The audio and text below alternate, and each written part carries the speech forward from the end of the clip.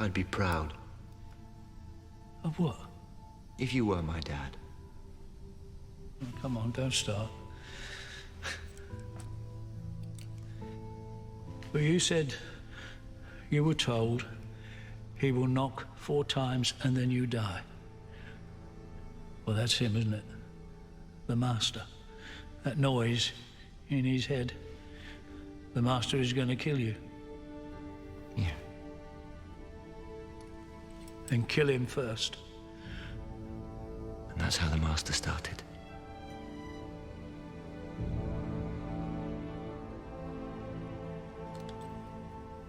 It's not like I'm an innocent. I've taken lives.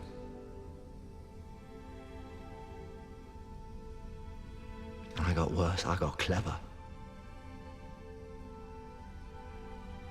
Manipulated people into taking their own.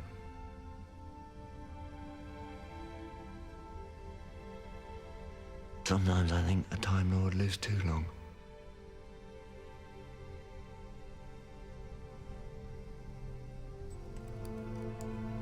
I can't. I just can't.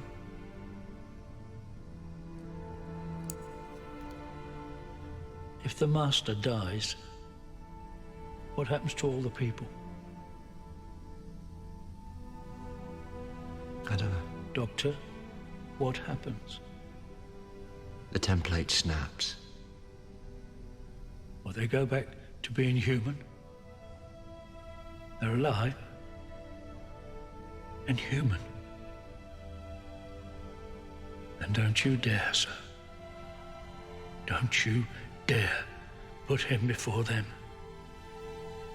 Now you take this. That's an order, Doctor. Take the gun. You take the gun and save your life. And please don't die. You're the most wonderful man, and I don't want you to die.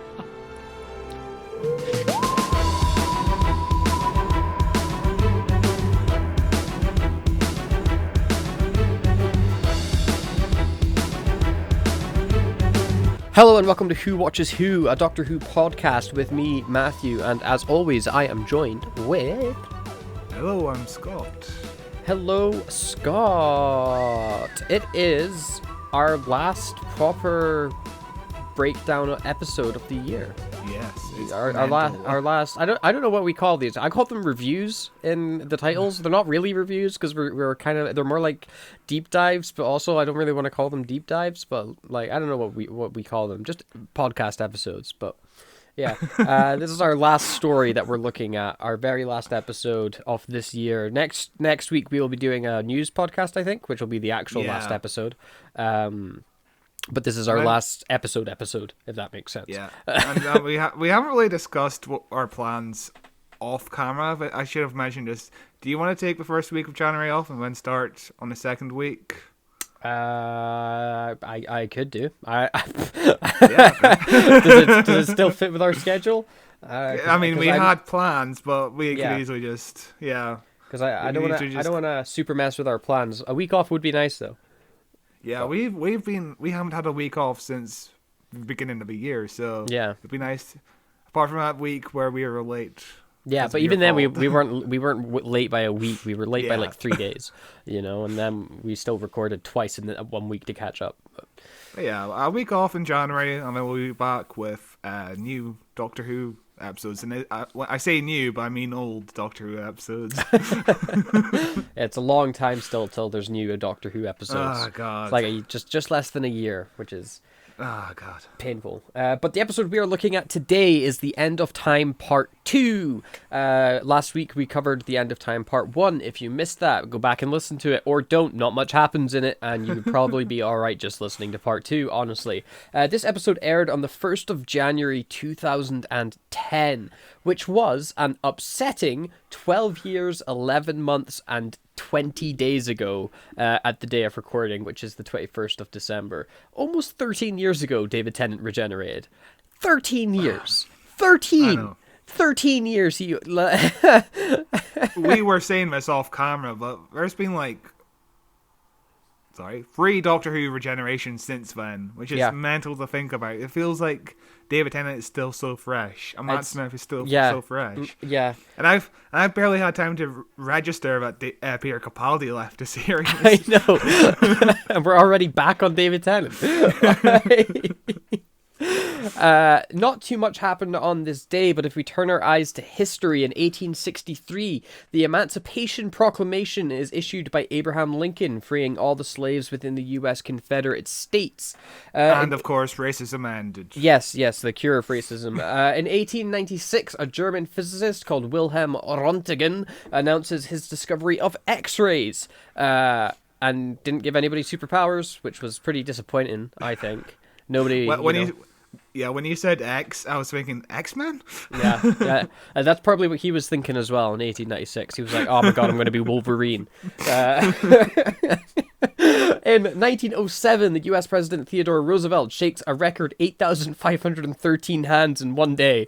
I don't know if this is true, but it came up, and I was like, "There's no way I'm not including this random ass fact." Like, it's such a weird thing for it to like. Why would you say it if it's not true? So like, surely it is. But who was counting those hands? Is there any context to why he was shaking these hands? I guess I didn't look up why. I just assumed like maybe he was out like having a stroll one day, and he forgot he was president. He got swarmed, and he was like, "Fuck me, everyone's really nice today."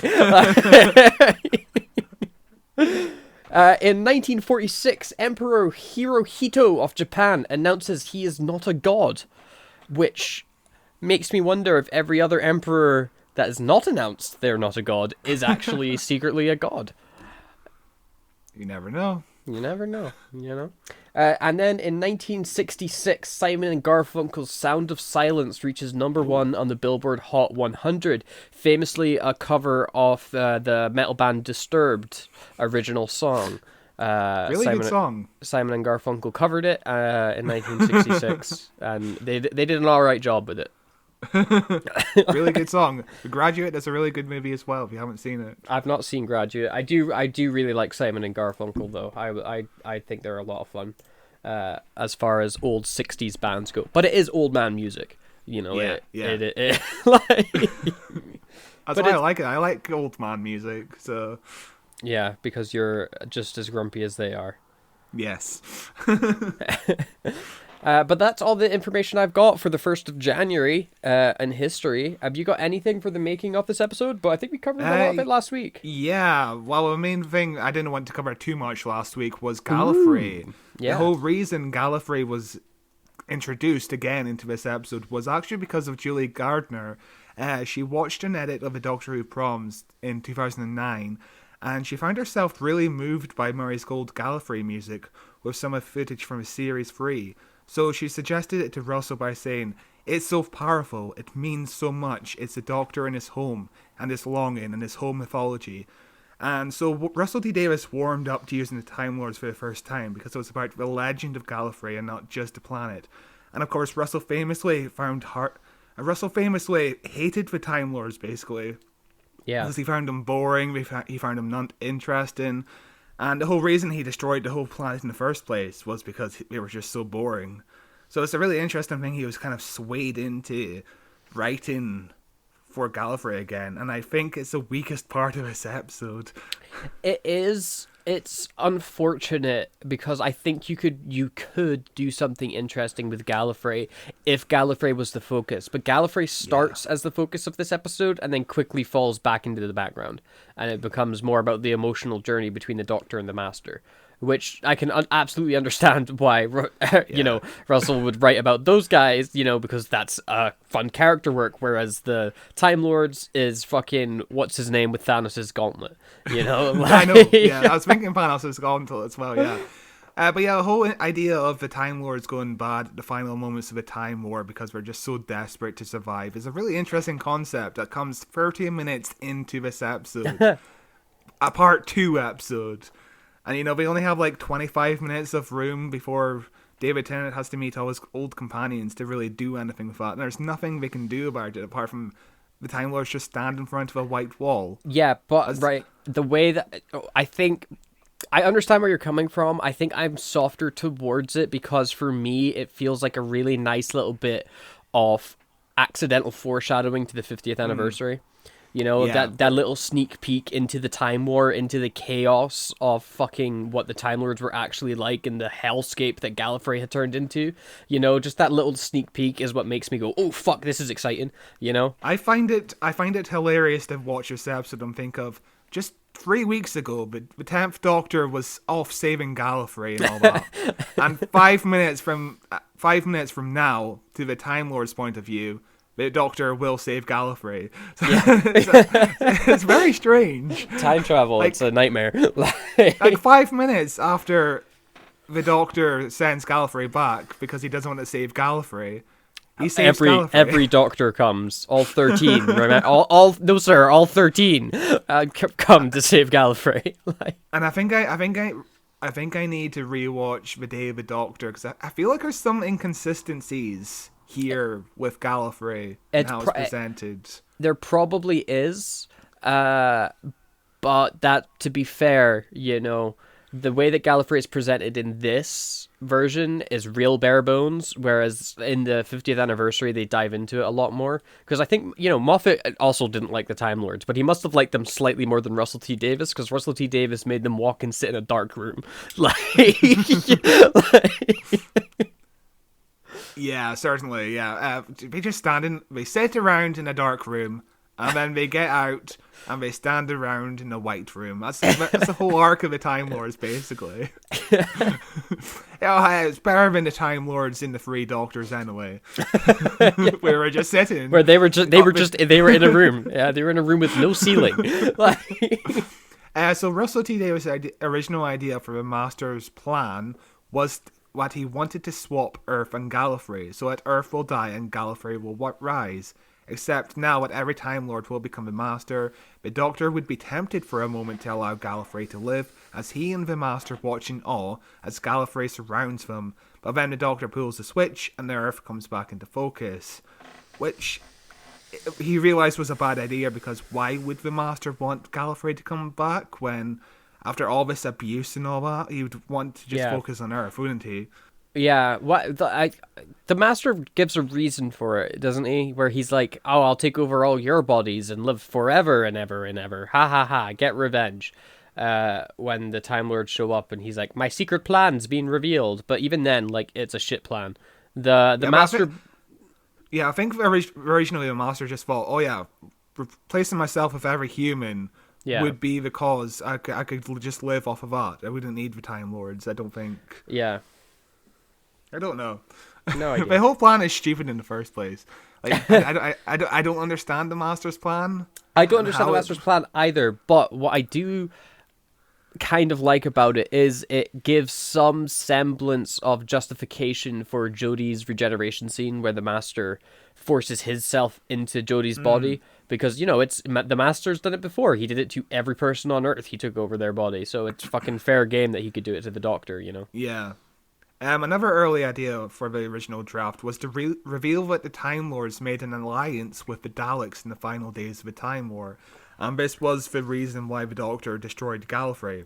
However, Stephen Moffat said that he was using the Daleks in Series 5, and he thought it would be a greater impact if it had been a longer time since they were last seen.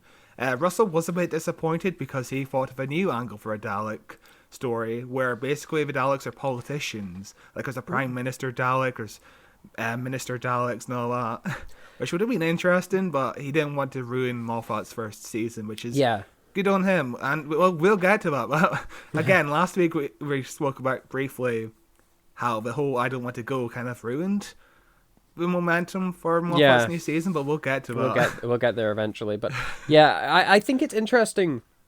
That Dalek idea is very interesting, although I am glad that in the end Moffat told Russell not to do it, because it would have really made the 50th anniversary strange. You know, it would have. You'd have to completely change it, and I fucking adore the 50th anniversary.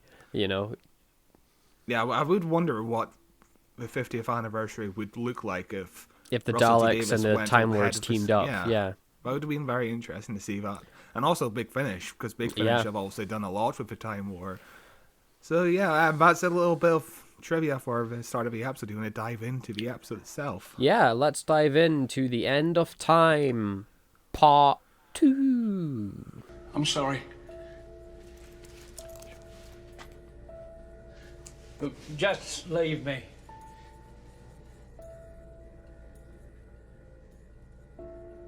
Okay, right then, I will. Because you had to go in there, didn't you? You had to go and get stuck. Oh, yes. Because that's who you are, Wilfred. You were always this. Waiting for me all this time. Oh, really, just leave me. I'm an old man, Doctor. I've had my time. Well, exactly. Look at you. Not remotely important. But me, I could do so much more. So much more. But this is what I get. My reward. But it's not fair!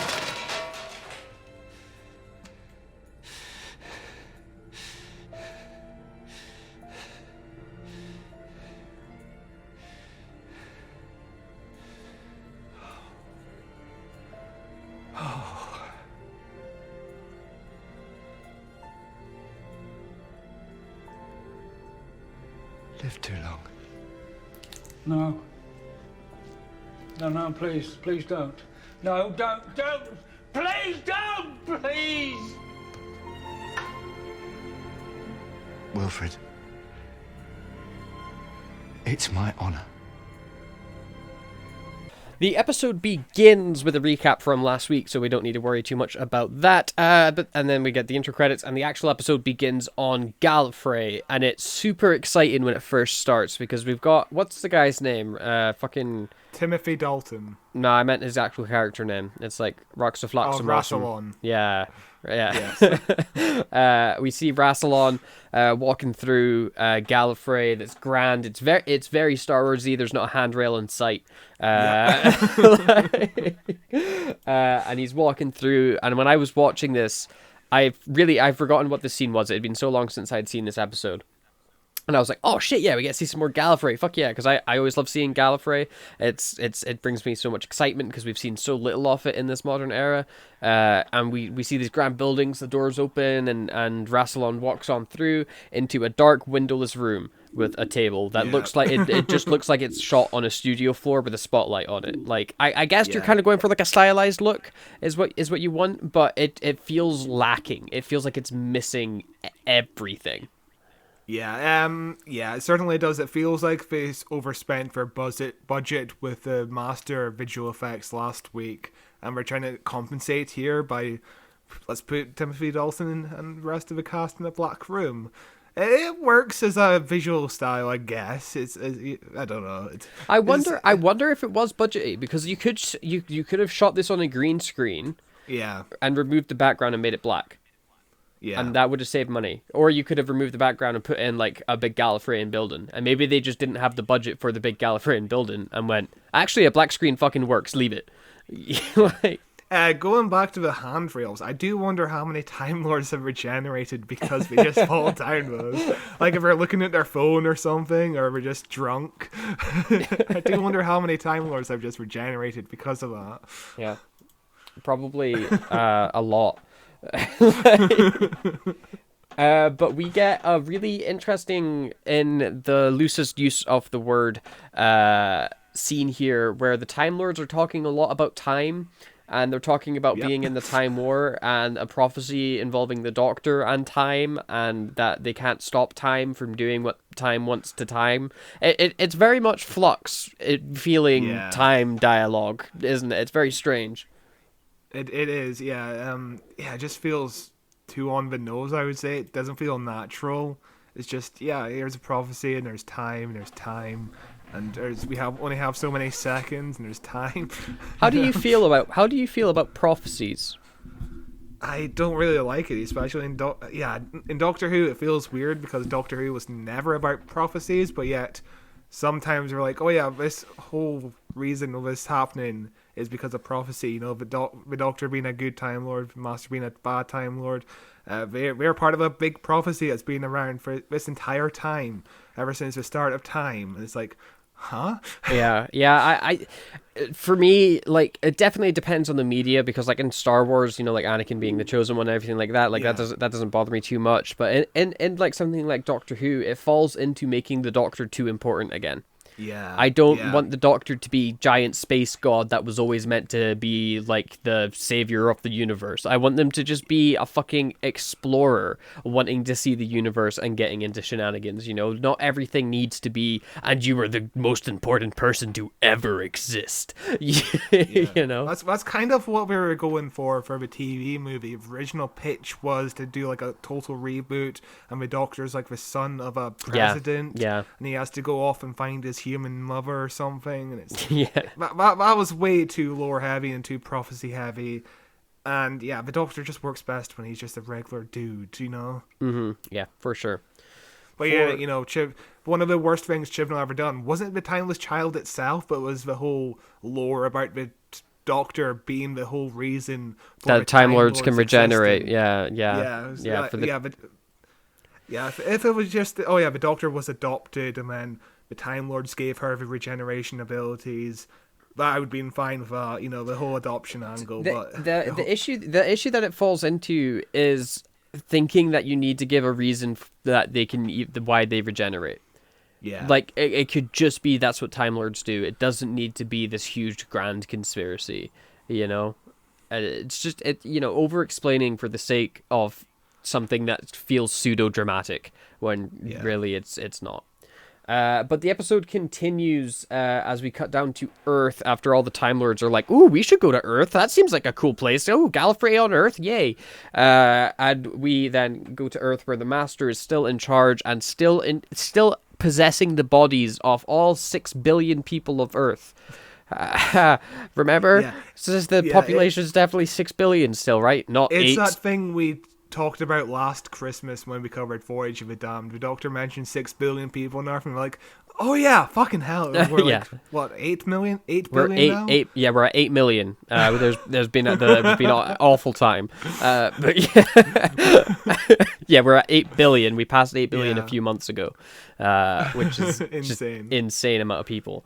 But a lot was actually cut from the scene. The original scene would have had the Master tell the Abigail Master.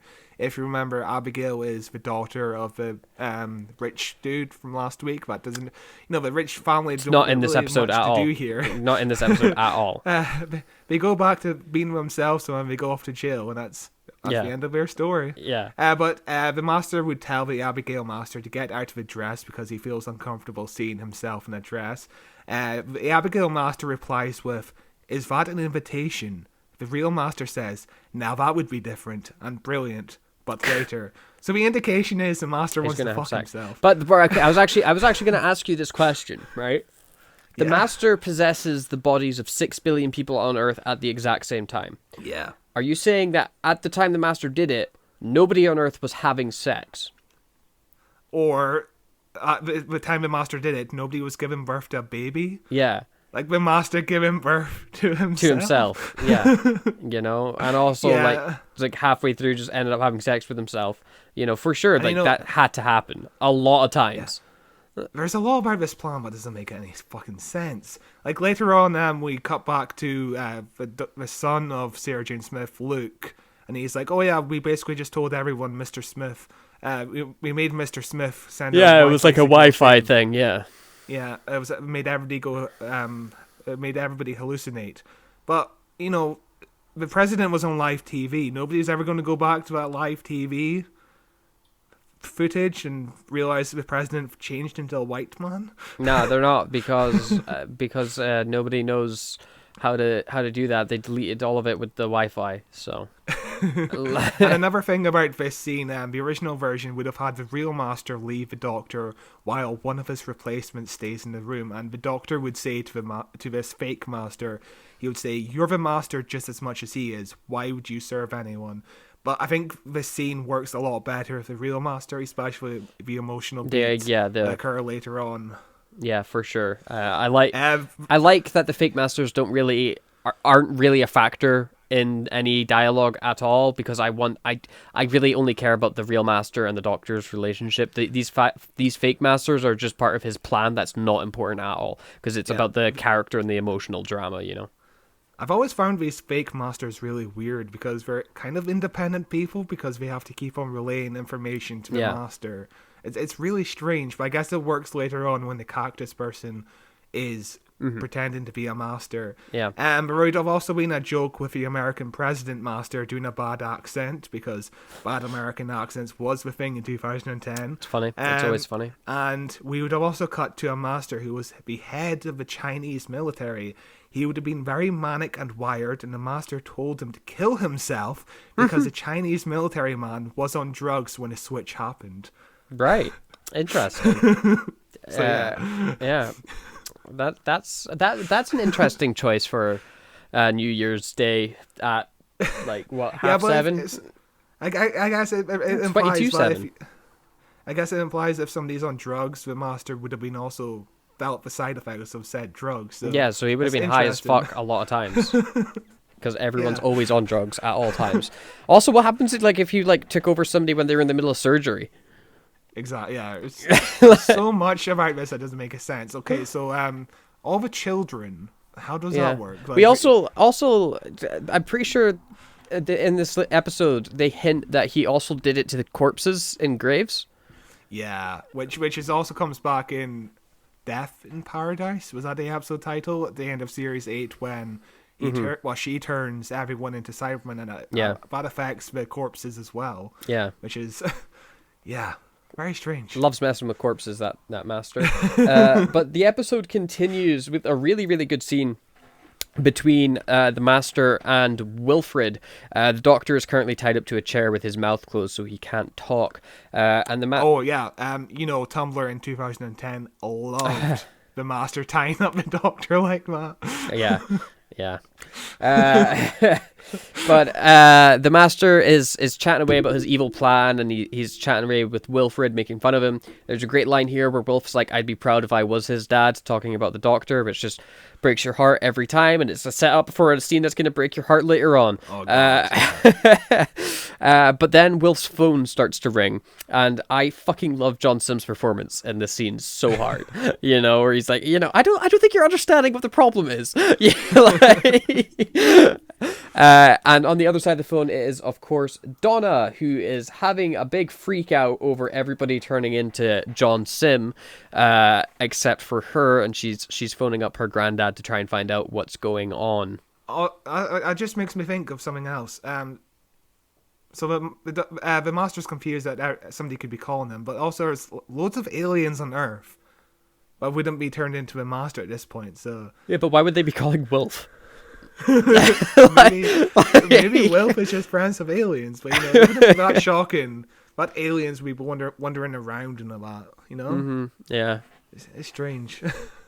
But the master starts he takes the phone off Wilf and starts tracking where Donna's coming from, and he quickly surrounds her. And as Donna sees the master and stuff, she starts getting these flashbacks from her adventures with the doctor. We see. I didn't catch everything that we see, but the most prominent one is, of course, the wasp from that one episode. Apparently the line Donna has saying, "Why is there a giant wasp?" was Russell T. Davis's boyfriend's favorite line that Russell T. Davis ever wrote. Every script has his favorite line. Good line. But the original idea was that the doctor would get on the phone and stay asleep, and it would act as a post-hypnotic trigger. But here, I don't know how to feel about the whole blast. Yeah, because Donna sends out a psychic wave explosion from her head that completely murders the John Sims around her. I don't know what happens to them. And then she passes out, and it's this safeguard measure that the doctor implanted in her head or something like that. I guess I like it as far as it doesn't kill Donna, but it does feel like a slight cop out. But on the other side of the coin, how do you get out of this situation that you've written yourself into, because you want to have the master take over everybody's bodies, but you've already got Donna can't remember everything or she'll die. The original idea was that Donna would actually turn into the Master, but Russell changed his mind last minute. I think it would be better if Donna turned into the Master like everyone else, you know? I don't know. It's yeah, so but strange. that if like Donna just turns into the Master, she has like nothing to do, and like she doesn't really have too much to do in this episode anyway. But at least you get to have like one last adventure with Donna before you say goodbye to her properly. You know? Yeah. But that makes me think of Donna in the 60th anniversary, because obviously she's coming back. And I think this episode kind of implies that the amnesia situation is more of like a plaster to the brain, to like a wound. Yeah. And maybe eventually the wound will heal itself and the whole memory wipe will fade away. And that's why she can probably remember the Doctor next year. Maybe, but like... What, like, she became like Dr. Donna. That was her whole thing, Yeah. wasn't it? So Yeah. like she like completely overloaded her brain with stuff. Like how do you fix that? It just fades over time and you're no longer Dr. Donna? Like, Or maybe it fades over time, but it's still kind of there. She can still act really intelligently, but it's less of a harm to her. I don't know. or what if, right? Donna Yes. comes back, but Donna's still just Donna and she can't remember, and instead the Doctor takes Rose out on adventures. But we've seen behind the scenes footage of Donna interacting with the Doctor around the blue box, and it seems like they know well, Donna knows him, so I don't know. We'll see what happens. It'll Yeah. be interesting for sure. Yeah, it will be weird for sure. But the Doctor starts laughing at Donna's big mind explosion, which causes the Master to undo his mouth guard, and they have a fucking amazing scene together where the Doctor's like, do you really think I wouldn't protect my best friend? And just calling Donna best friend, best thing ever. And then they keep talking, and this is like the greatest fucking stuff with the Doctor Master relationship, where the Doctor's like, travel with me, you could be amazing, we could be best friends, like trying to just like get his old friend back, where it's like, we could just go see the stars, we could just go around, it would be the greatest joy of my life, because the Doctor's alone. The only member of his like species that's left is this fucking crazy dude that he used to be best friends with. He would do anything to get it back, and it's the best fucking incredible character drama possible. It's superb. I love watching the Doctor always try to appeal to the Master's good side. And also, one thing about the scene is that Murray Gold shows some composure. He doesn't conduct a score for this scene. It's just silence. And it really sells David Tennant's performance and loneliness so much more. It's such a heartbreaking scene. Out of like, I would say 2 or 3 heartbreaking scenes. Oh yeah, there's your heart gets broken quite a bit in this episode for sure. This is also where we get some exposition on the drums in the Master's head, where we find out that as a kid, part of like the induction to being a Time Lord is you have to look into the time vortex at time itself. And for some people that drives you insane, and for the Master, he ended up hearing these drums in his head, and it drove him mad. And we get given this information twice, both by the Master and by the Time Lords, just in case you missed it, which, at 9 years old, I appreciated it, being able to be like, okay, I understand what this means. Like... Yeah, I don't mind getting the information twice, but I feel like it could have been edited a bit better. Like, it would feel like, I feel like it could have been a more natural kind of flow, kind of a conversational kind of way, where we're not getting the same information beat by beat. We're kind of getting, the Doctor says part 1 of this information, and the Time Lords say part 2, and it kind of cuts back and forth. But weirdly, it just cuts to the Time Lord saying the exact same information. I don't know why.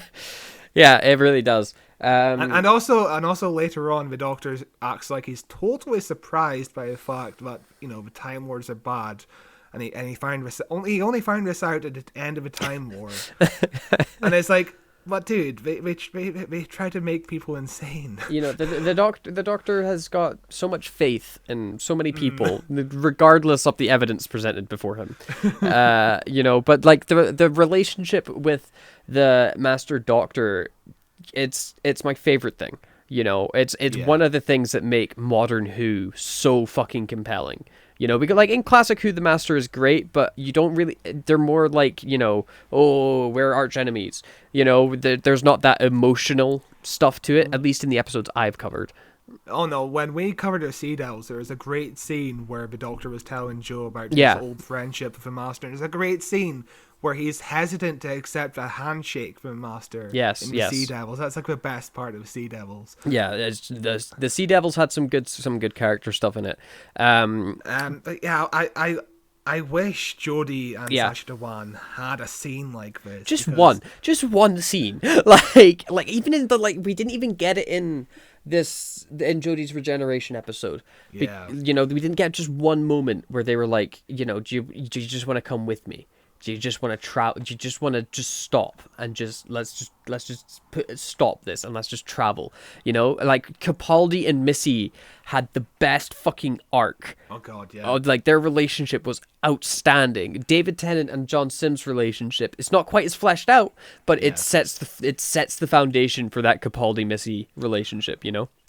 Yeah, and I'm sure all I can remember of the Master and the 13th Doctor is the Master would monologue while the Doctor would just stand around saying nothing, basically. Yeah, that's pretty much it. That's basically what happened every time he showed up.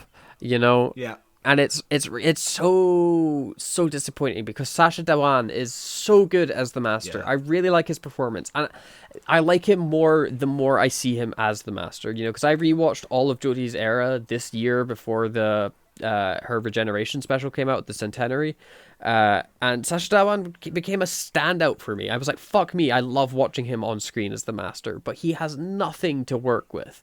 Like, imagine if he had any sort of character stuff he could do besides act a bit crazy. Like, but you know, we do have a Master spin-off box set coming out soon. Yes. With Sacha Dhawan, and also a Fugitive Doctor box set.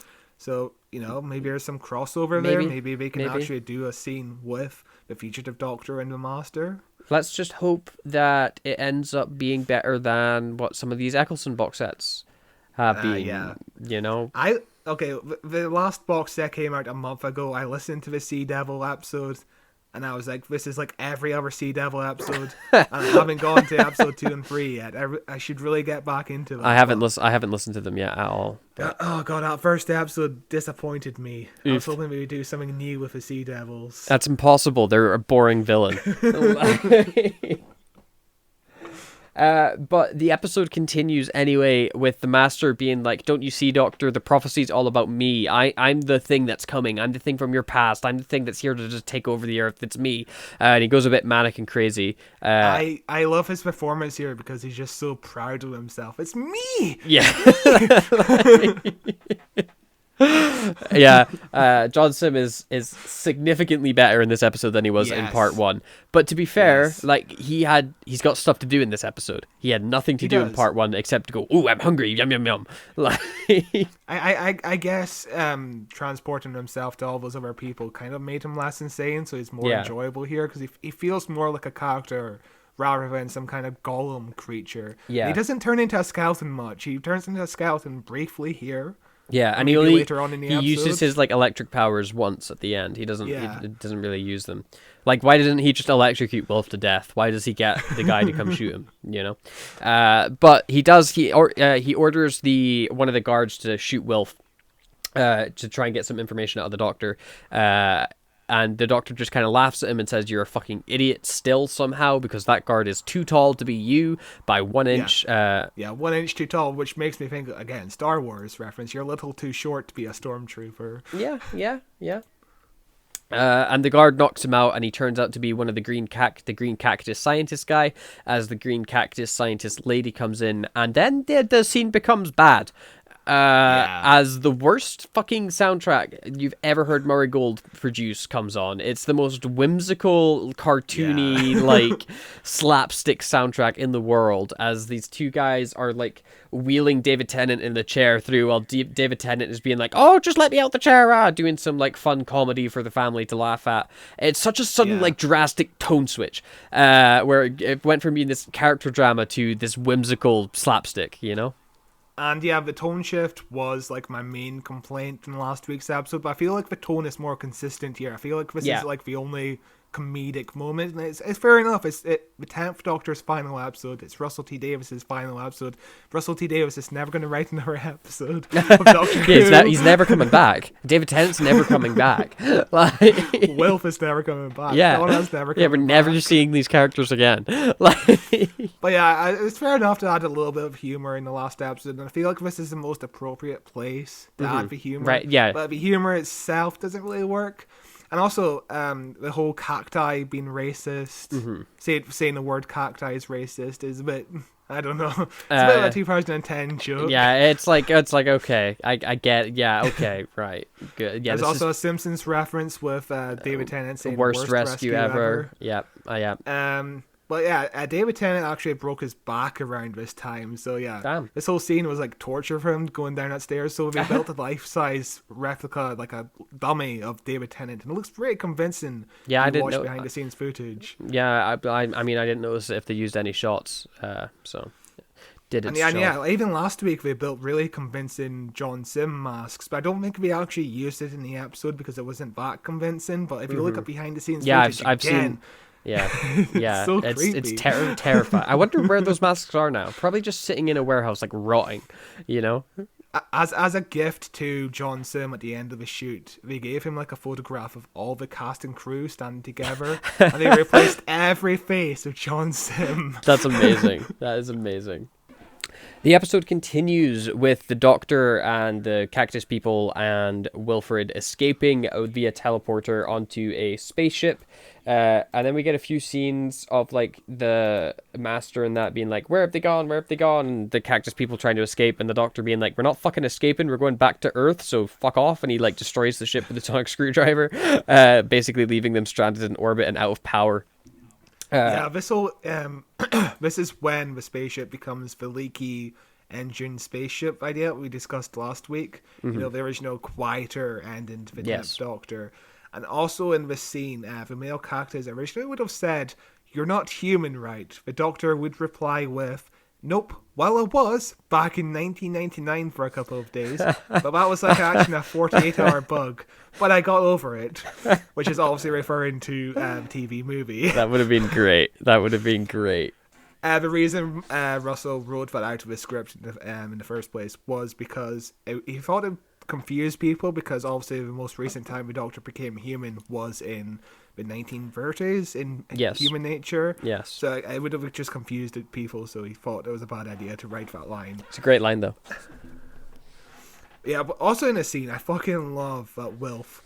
They still find the time for Wilf to just be amazed by space. Yes. It's such a beautiful moment. Everyone's rushing around, and he just kind of stops to look out the window at Earth and is like, "Oh my fucking god, I'm in space." You know, it's this amazing human moment that that's like a legit real thing. Like astronauts have talked about that moment when you look down at Earth and like your entire perspective crumbles. You know, it happened. The only person it doesn't affect is Jeffrey Bezos. You know, I was just gonna say, have you seen that video where with William Shatner? I watched it live.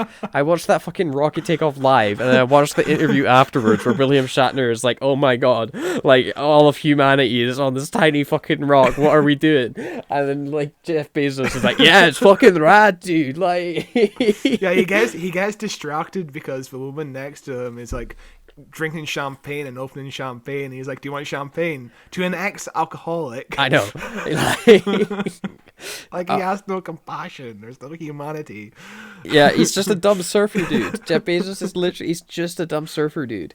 Like. But what I like about Wilf is Bernard Cribbins really has like a wide-eyed expression. It feels like he's a little kid.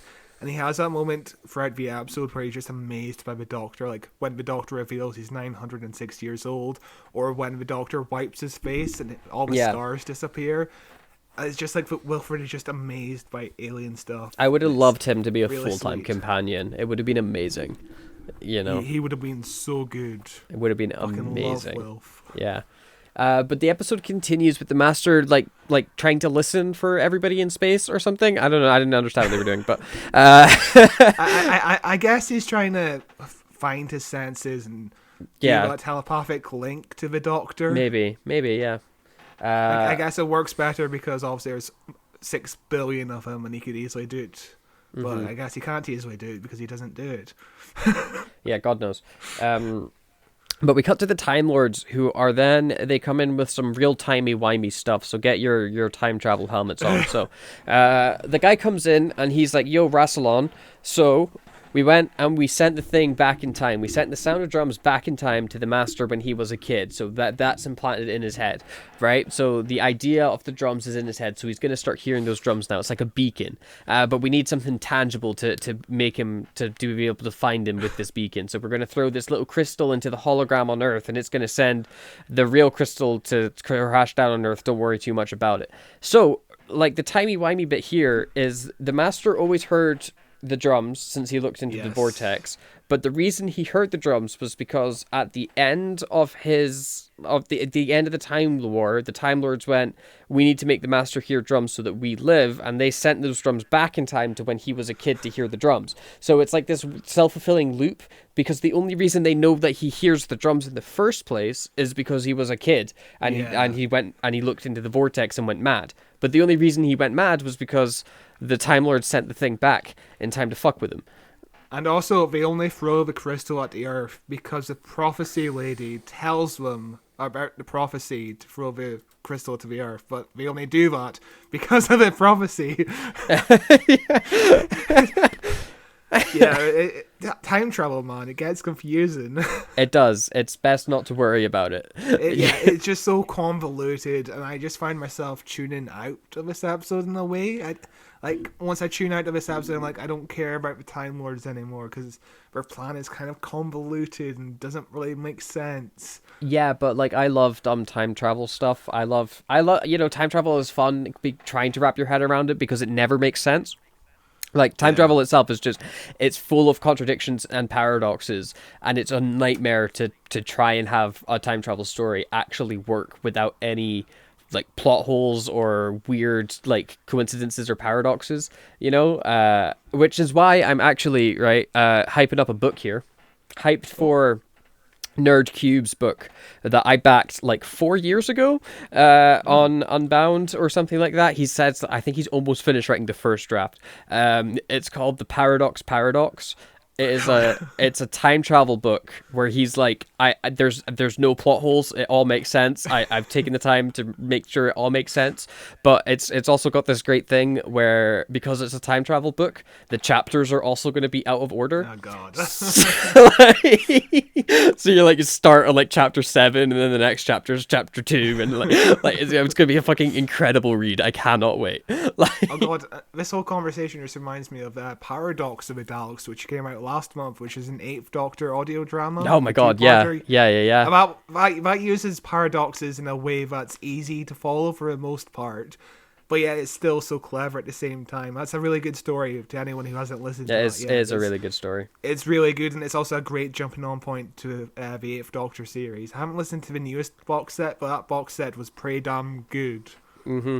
The episode continues as Wilf is trapped alone on the ship, and it's really spooky, and he's like completely lost until the Doctor's mum shows up, Tecteun, as we were discussing this off air. Because this is the Doctor's mum, 100% Russell T Davies confirmed this is the Doctor's mum. We know the Doctor's mum is the adopted mum anyway, is Tecteun. So this is Tecteun, the person that gave Time Lords regeneration from the Doctor. But this is clearly just a nicer regeneration version of her compared to the one that was like, I have a pet Ood and I'm going to a different universe now. Yeah, but the Tecteun we were introduced to was abusive and kidnapped the Doctor and created a whole Time Lord society. But yeah, at the end of this episode, when the Doctor makes eye contact with her, she's basically the only person the Doctor can trust in terms of Time Lords, which is here's my question. Weird. I don't understand. Here's my question. Uh-huh. Is it Tecteun? Right? Because Tecteun adopted the Doctor and experimented on them. But if you think about when Capaldi went back to Gallifrey, he went back to the barn where there was that woman that could have been that old woman that could have been his mum. So because he didn't grow up as the Time Lord. So it could be Tecteun experimented on him and then went, all right, fuck off, and and gave him to this lady who's much nicer. And also that barn links back to Day of the Doctor, and Day of the Doctor links back to this episode. Doctor Who canon between... we were talking about this earlier. I feel like between each showrunner, Doctor Who canon, there's no continuity. Like, no other show has worse continuity between showrunners. But I think it was Chris Chibnall that said Doctor Who doesn't have a show Bible. It's like the only show on television that doesn't have a show Bible. There are no rules to this TV show. It's insane. Like, but you know, sometimes I do want consistency because we host a fucking podcast. And it'd be nice to keep these kind of things in terms of like straight lines, you know. But it's no straight lines. It's all wibbly and wobbly and timey-wimey, Scott. That's the point. So the whole thing is, Russell T Davies wrote it with the intent of it being the Doctor's mum, but it isn't explicit in the script, so it could easily be retconned to be like, oh, it's the Doctor's sister or the Doctor's daughter or something like that. You know, it's Susan's mum. It could be Susan's mum. Susan's mum would be an interesting one. Yeah. But the whole point is it's left up to the interpretation of the viewer, even though Russell T Davies wrote it with the intent of it being the mum. But nowadays we could just consider anyone else. It could be anyone else. It could be a future incarnation of a Doctor. We just don't know. Yeah, God knows. But this scene, she's basically telling Wilf that the Doctor has to take the gun, otherwise he's fucked, and he needs to convince the Doctor to take the gun. That's really the only point. That's really the only point of the scene.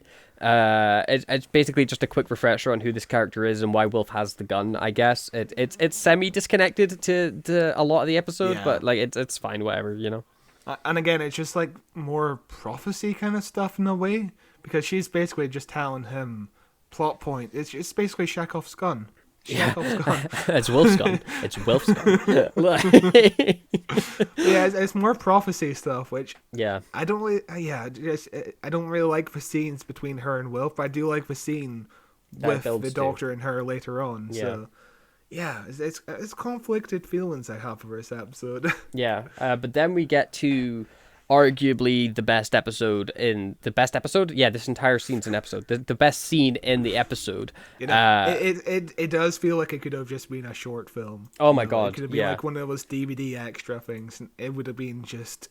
It's easily the best scene between the Doctor and the companion that's ever been written. I think it's phenomenal. It's just so fucking good. Yeah, this is the scene where Wilf is looking out at the Earth and he's like reminiscing, like, oh, that's England, you know. Oh, I went over there like when I was a kid and during the Second World War, and you know, and he's like, oh, you don't want to hear it. And then the Doctor's like, I'm older than you, you know, and it's just it's this amazing conversation.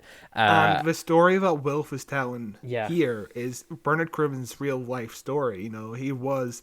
In 1948, he was in wherever he says he was, and he basically told Russell his life story over the phone, and Russell took it and thought, yeah, it's perfect for Wilf's story. Even the whole thing about the blizzard. Well, in the real life story, apparently, Bernard Cribbins told Russell T Davies about witnessing a blizzard.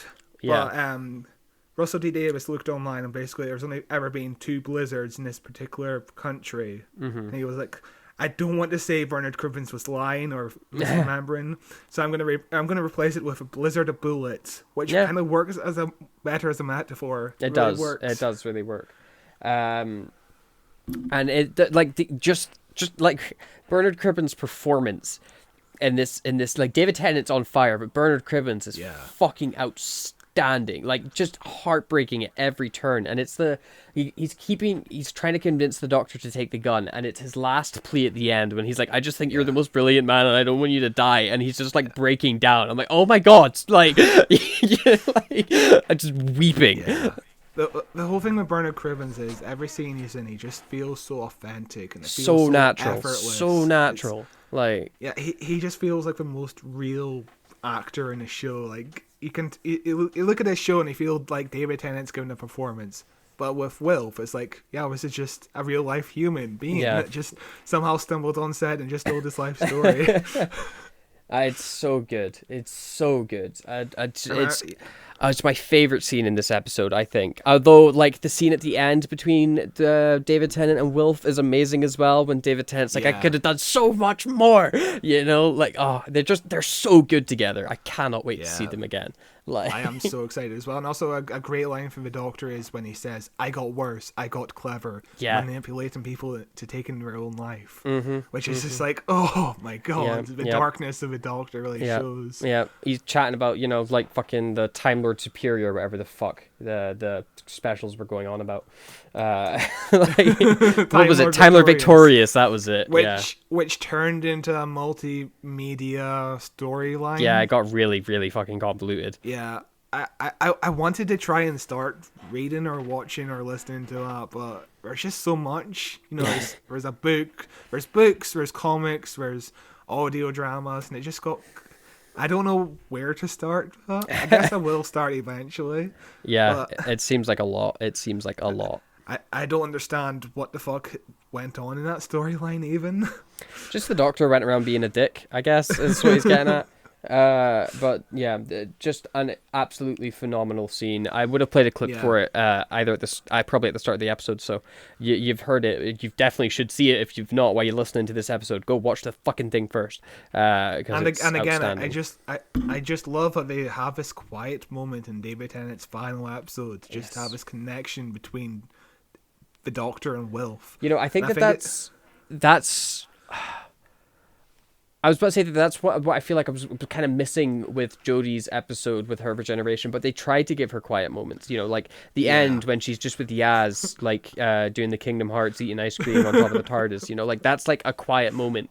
But the issue is I don't give a shit about those characters. This scene works because these are characters that feel like people. These are characters I'm invested in, that I care about. I don't give two flying fucks if I ever see Yaz again.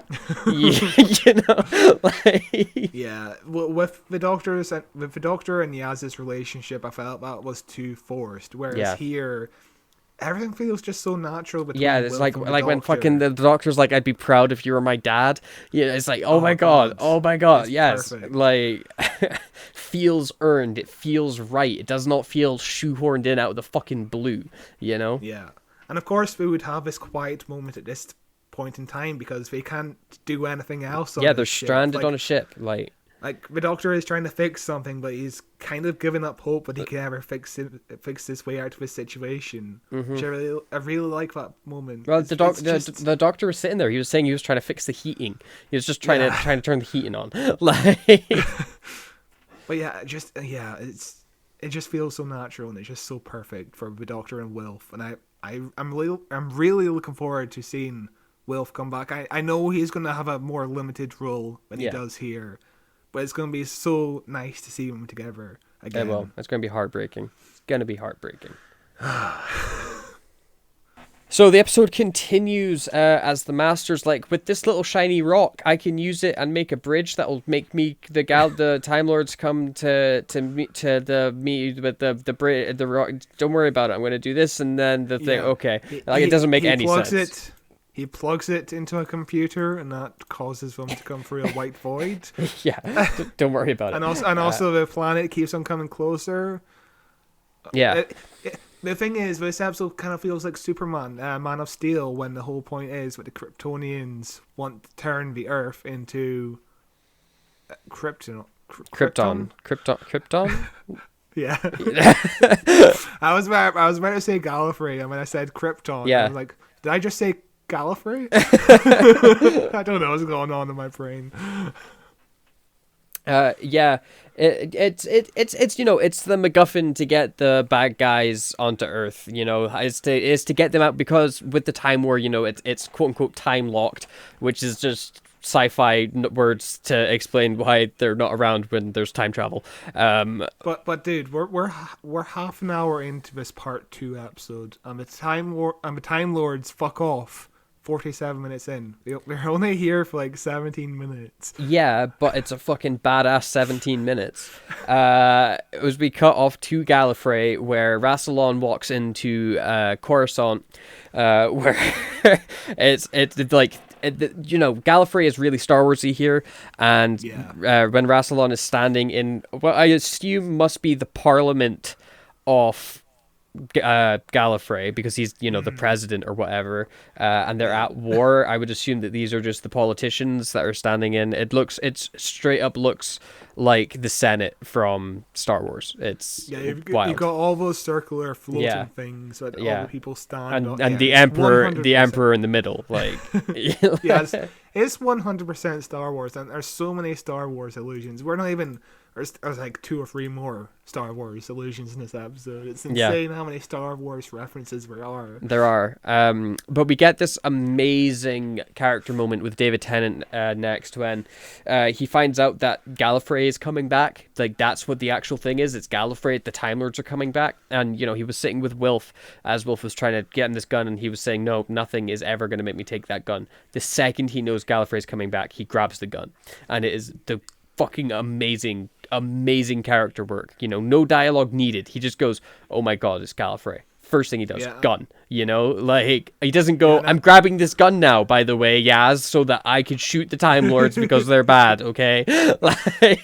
Yeah, and I love how Wilf is like, but I thought you loved the Time Lords. You always talk good about them and so on. And the Doctor is like, yeah, because I always try to remember the good about them before they turned into what they turned into, which is, I think, is this the first time it's established that the Time Lords really turned wacko? Yeah, I think, because, like, Eccleston, like, never talked about the Time War. He only ever, like, alluded to, like, it was a bad time.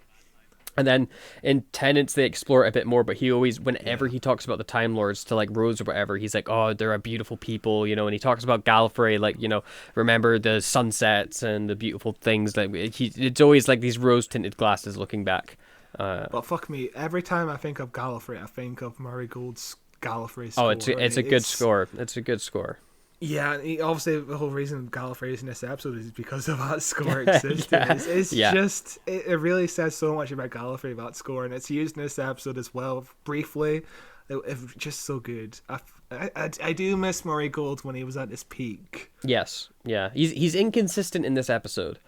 Like, they're like the whimsical slapstick stuff doesn't really work, but when he's doing his dramatic overtones, it's very good. I also in that scene with the Doctor and Wilf on the spaceship, the score is really good in that scene. Yes. I really like the score. Yeah, it's really subtle. Yeah, what I liked about Murray Gold's scores in this era as well is he was a big fan of like orchestral opera people being like, oh, like which is always just amazing. It makes everything so much like overly dramatic. Like it did make Doctor Who feel so cinematic, and I looked forward to whenever we did the proms and just watching those singers perform Doctor Who music. It was so beautiful. I really want them to bring back the proms, but I guess there's not been that much recent music you can really compose live with an orchestra, because I think the newest composer, I forgot his name, is Sagan Akinola, or I mispronounced his name, but I think he uses more electronic music, which is fine. But if Murray Gold comes back in the new Russell T Davies era, I would hope they use multiple composers, because when he was doing 13 episodes a year, I think he kind of ran out of room to compose new music. But if he's doing like 4 episodes a year and other people are doing the other 4, I think it could work. I think it could really work. Because every episode of Doctor Who is kind of going for a different feel, a different tone. I feel like it could work if other composers come in. It would be an interesting experiment. I think what you would get, though, is like a lack of cohesion. Like you wouldn't have these like running overarching themes that you get when you have like one dedicated composer. They could borrow like, this is a Martha theme, and we could use that in multiple episodes. You could borrow that, but yeah. But then we get into like the action set piece where David Tennant is suddenly, he's no longer depressed. He's back being the Doctor. He's talking at 1,000,000 miles an hour. He's explaining everything to everybody. He's telling people to go do this, go do that. Turns on the ship, activates everything. He's like, Allons-y, as they go flying off. And it's a really fun action scene, like it's very Star Warsy again, with like Wilf being in the fucking gun bit. It's like straight out of episode 4. And he's like, I don't know how to shoot these spaceship lasers. And they're like, yeah, it's automatic. You just press a button. Yeah. And I'm like, if you could just press the button, why do you need people to be in there? Just have it set automatically via the lasers. Oh, and trust a robot. What if the robot decides it just wants to kill everybody, Scott? Huh? I mean, they're trusting the robot in the first place to set it to automatic. So Yeah, just but there's go a all the different, way. you know, like if it goes wrong, it just jams. You know, if it's in charge of who it kills people. But, you know, robots in vehicles are always a good things, you know? People who build robotic vehicles that could drive themselves. Yeah. Good people. Yeah. Very good people. Yeah. And specifically, like, if you're thinking, like, robots in sci-fi in charge of guns, it always is a great idea, you know? Like... but this action set piece is pretty fun. So the CGI is relatively dated, but like it holds up pretty well for like a BBC show in you know, January 1st, 2010, basically 2009. The CG is decent. And also, this is when Doctor Who started broadcasting in HD in 2009, so we're still figuring some stuff out in terms of how to make things look a bit better with a high definition, but it looks pretty decent, you know. I would say if this was broadcast today, I'd be like, yeah, well, it's fine. It's fine. It works. If it got broadcast today, I'd be like, oh my god, the effects are finally better than they were in Flux. Again, we'll never see eye to eye on the special effects in Flux. No, but like Jodie's effects, like even Flux I can forgive because of the pandemic. It is still atrocious. There are some parts of it that are unforgivable. That fucking blue particle effect is straight out of a PS1, you know? But like even Jodie's second season, the effects are fucking horrendous. And there was no pandemic in her second season. It's just like her first season, the effects are incredible. And then with the second season, it's just like, fuck it, you're on a green screen now. I don't give a shit. Like, yeah, one of the best things about what we're doing with Doctor Who currently is we're filming a year in advance. Like, they're currently filming next year's Christmas special, so we're going to have plenty of time to get those special effects done, I think. Because that's the best thing about Power of the Doctor. It was produced a year in advance. Yes. And those special effects look fucking incredible for the most part. Like, yeah, there was like maybe one or two where it was like oofed, but like for the most part it was like, oh my god, it looks good again. Like, I think Power of the Doctor was the most cinematic Doctor Who has ever looked. It looked incredible. Yeah, it was very good. But then the Time Lords are finally arriving on Earth as the Master is going like all crazy, and the Time Lords are coming in, and then David Tennant's like, I'm gonna kill myself, and he jumps out the ship, crashes through the ceiling of the mansion, glass shatters everywhere, and he hits the ground real hard, breaking presumably every bone in his body. I don't understand how he survives. Like... But that shot of the Doctor falling through the roof was actually the last thing David Tennant shot for Doctor Who. It was, I think it was shot number 999, which Julie Gardner really liked, because 999 is also a number you phone for medical services. Yeah. And she was like, never shoot anymore. We're not shooting anymore. It's a perfect number to end off. Yeah, he's ruined it now. But yeah, the Doctor smashes through the glass as the Time Lords are here. And this is where things get a bit dumb for the Master, where the Master is like, can you see I'm in charge of the Earth now, Time Lords, and now I'm going to be in charge of you. And then fucking Rassilon's like, I've got the Infinity Gauntlet, waves his hand, and all the humans are back being humans. Don't worry about it, we've solved that problem, let's focus on a different story now, you know? Yeah, that's the main problem about introducing the Time Lords.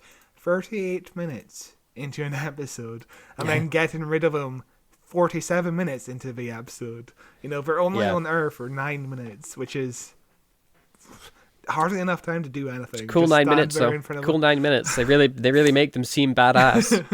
Timothy Dalton is fucking great in this episode, by the way. He is very. Everybody is great in this episode. Good. Everybody is doing excellent work in this episode. This is also where David Tennant explains to the Master like just how fucked up the Gallifreyans got, how the Time Lords got during the Time War, when he's like, you know, they did all this horrible shit, and he just starts listing off badass sounding like villains. The Nightmare Child. Yeah, like Hang on, I wanna find some more. Hang on. The Scarrow degradations. Some I don't know what the fuck that is. Maybe like mutated Daleks. You know, like Time Lords fucked with Daleks. So, yeah. The Horde of Travesties. The fuck's a Horde of Travesties? The Nightmare Child, which just is that related to the Timeless Child? The Nightmare Child is a Timeless Child's evil twin brother. Yeah. The Could Have Been King with his army of meanwhiles and neverwheres. What the fuck is that? Like, it sounds so cool. I want to know what this is. Like, I do wonder if Big Finish ever established more about these things, you know? I hope so. I hope in their Time War story that they've been covering for the past few years, they've gone into all of these things because they must have. Come on, they've got such an eye for little fucking nuggets of detail. I want to know. I want to know about the Nightmare Child and the Could Be King. Like, going back slightly to the Master's plan being undone. Everybody go back to all the transformations between the Master and the humans, and everybody's just standing where they were before. Yeah. Like Barack Obama is standing on the same stage. Yeah. Donna's mum and boyfriend are in the same place, and it's like they're just reusing the same shot. And also the idea of the Master, I guess, was just standing around in the same spot the entire time, just grinning, just standing T-posed, grinning. I got nothing else to do. I mean, like, you know, it's like a dog chasing a car. Once the dog gets the car, what's it gonna do? You know, like the Master's finally got the Earth. He's like, oh fucking, what do I do now? And like, I'm fucking bored. I'm just standing here like. Also, the idea of Barack Obama coming back and still adds nothing to the episode. Remember what Barack Obama spilt so much last week? He's gonna fix the recession, okay? He's gonna fix it. He's gonna fix that recession. Like,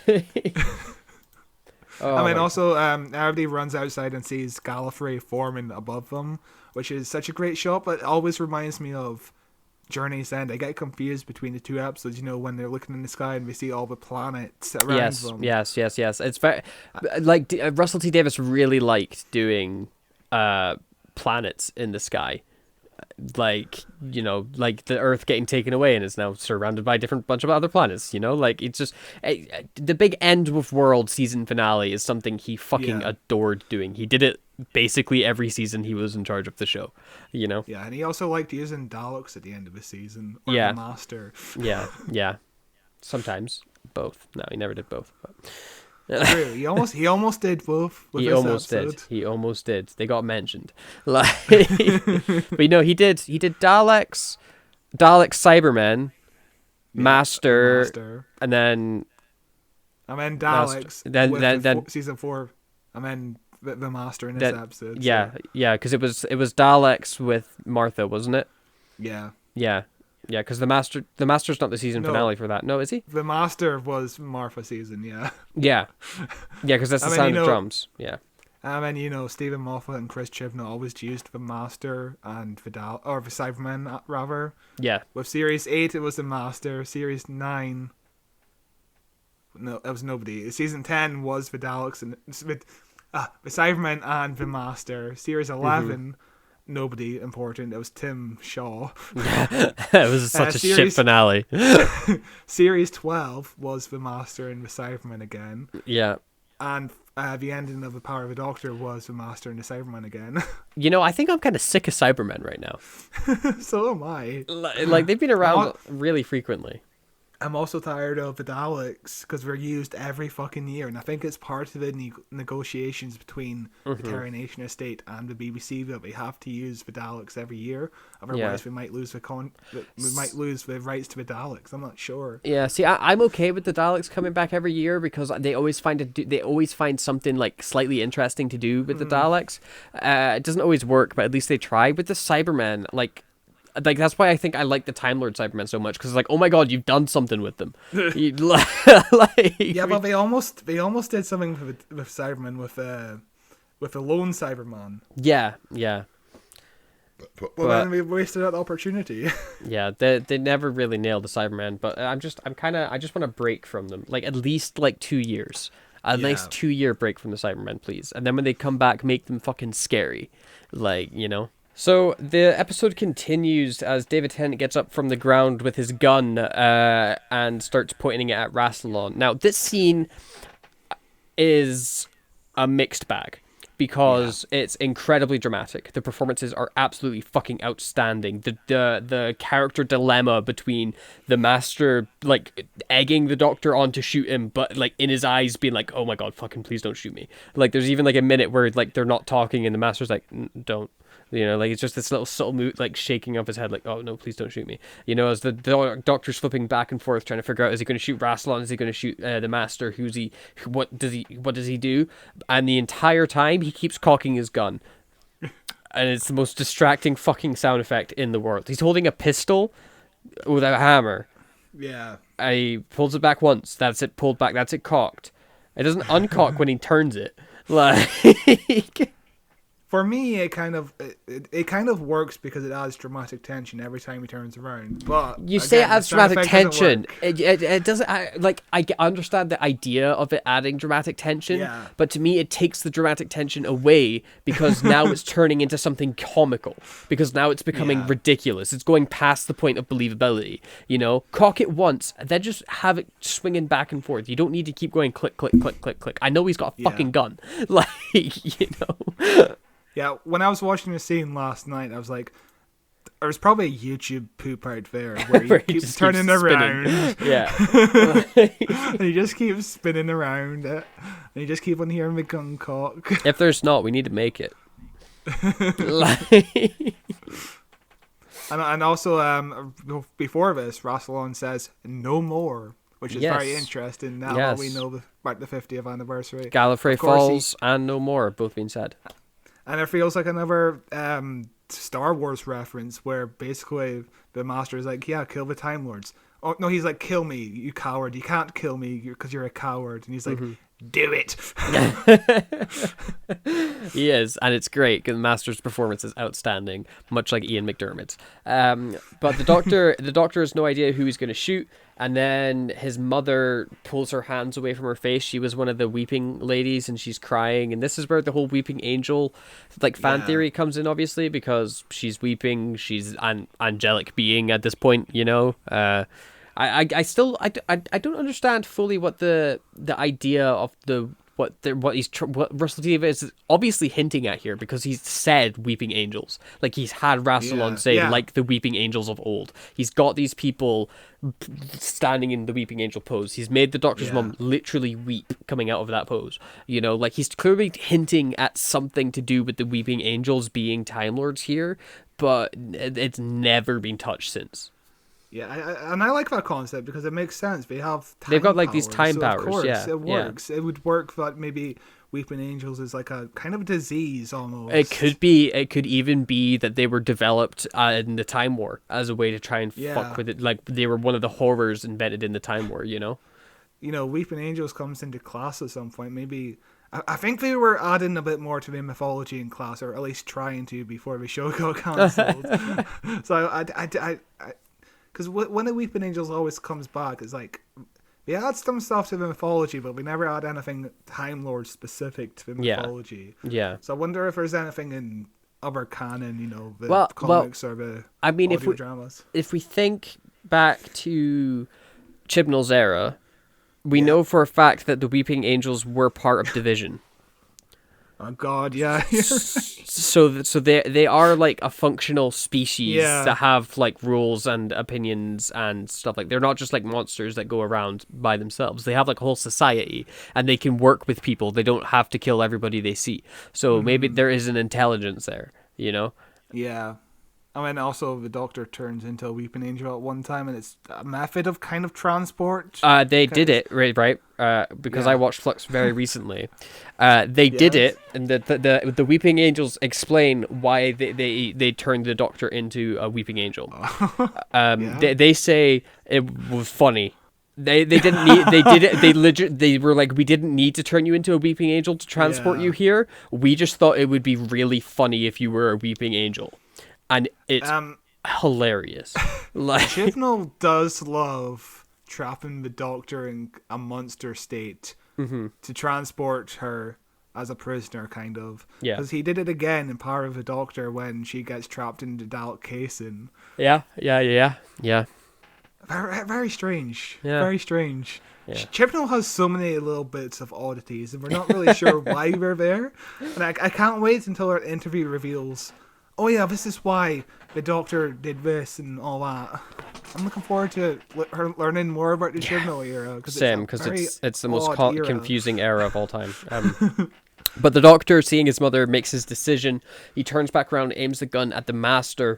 Do you know why he makes that decision, folks? It's very subtle, and I didn't pick up on it for a long time. It's because the Doctor's mum kind of flicks her eyes to the machine very subtly. Yeah.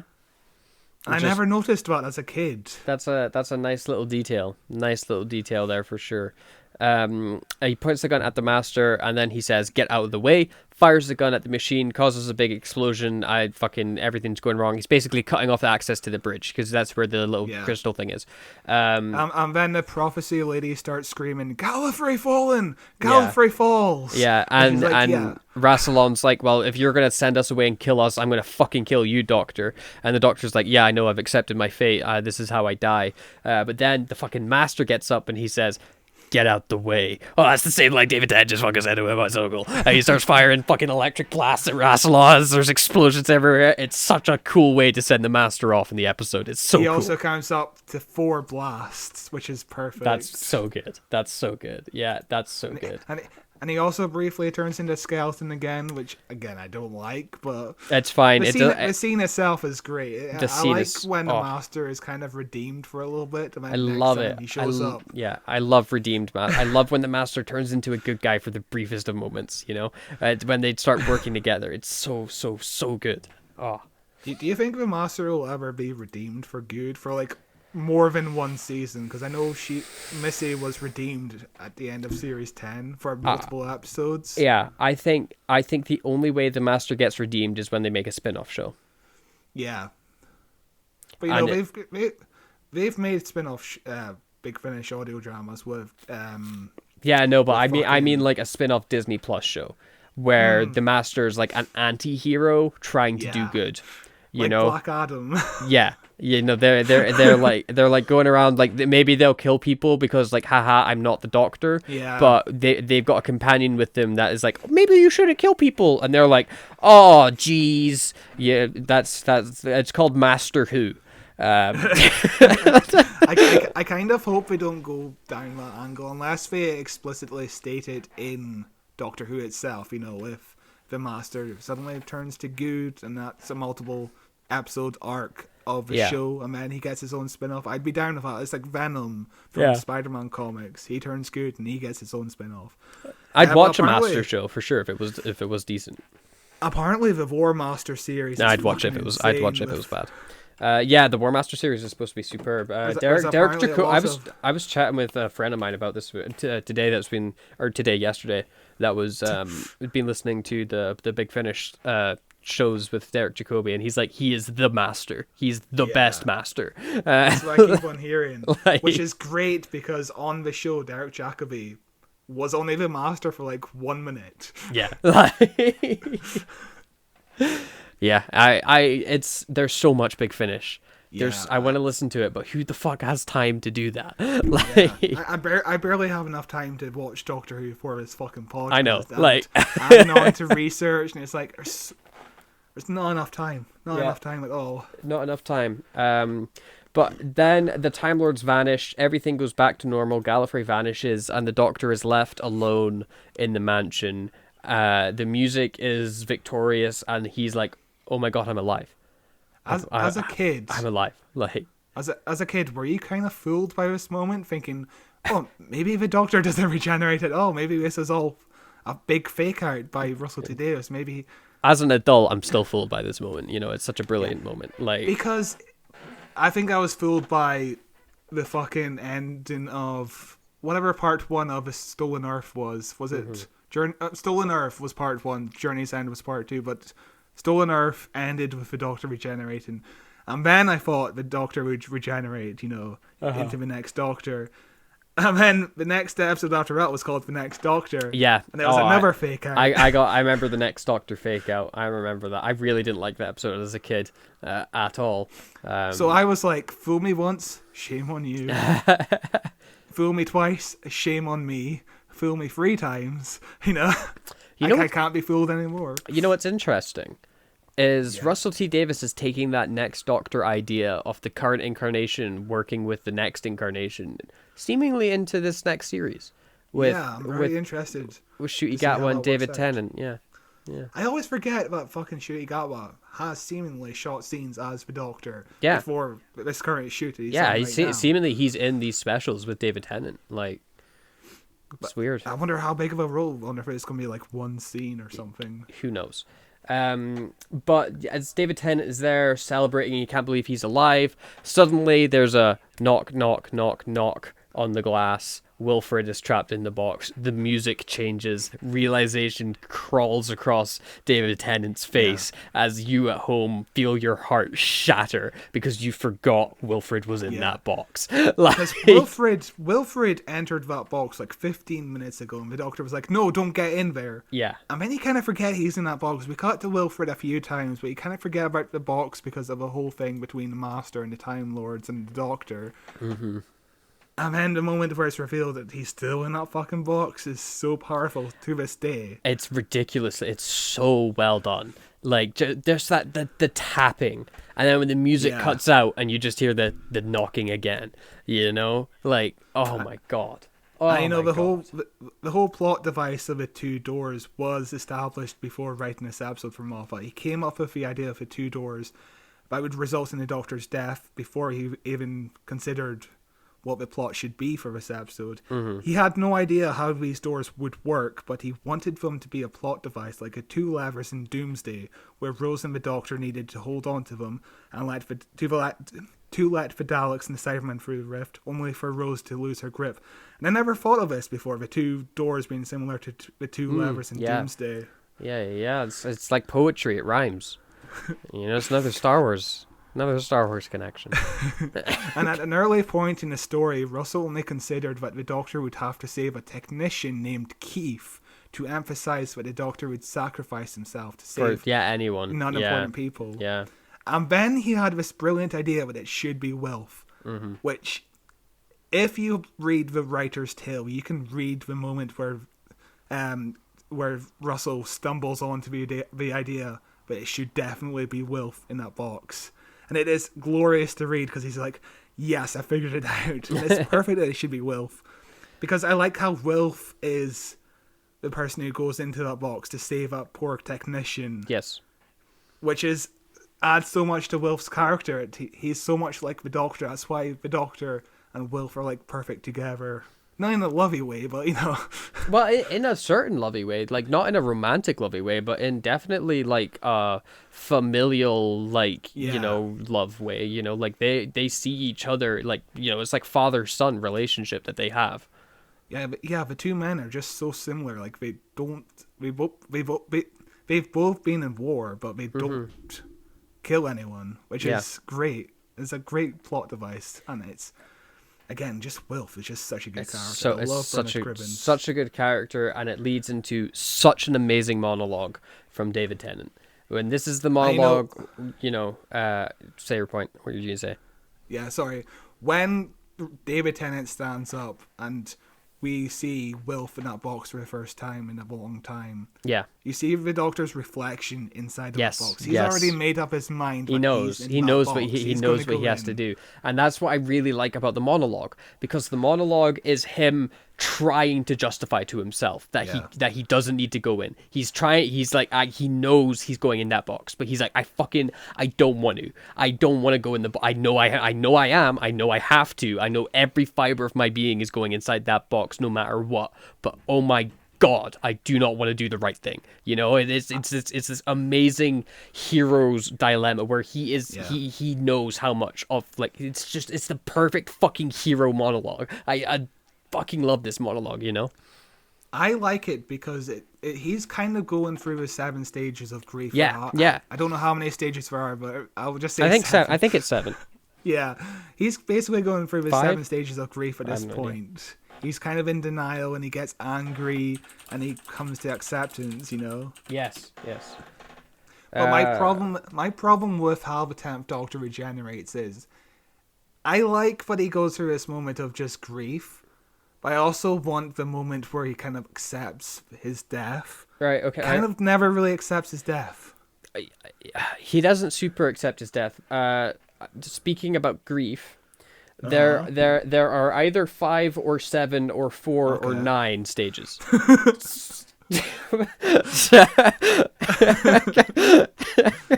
Let's just say there's 10 stages because it's the 10th Doctor.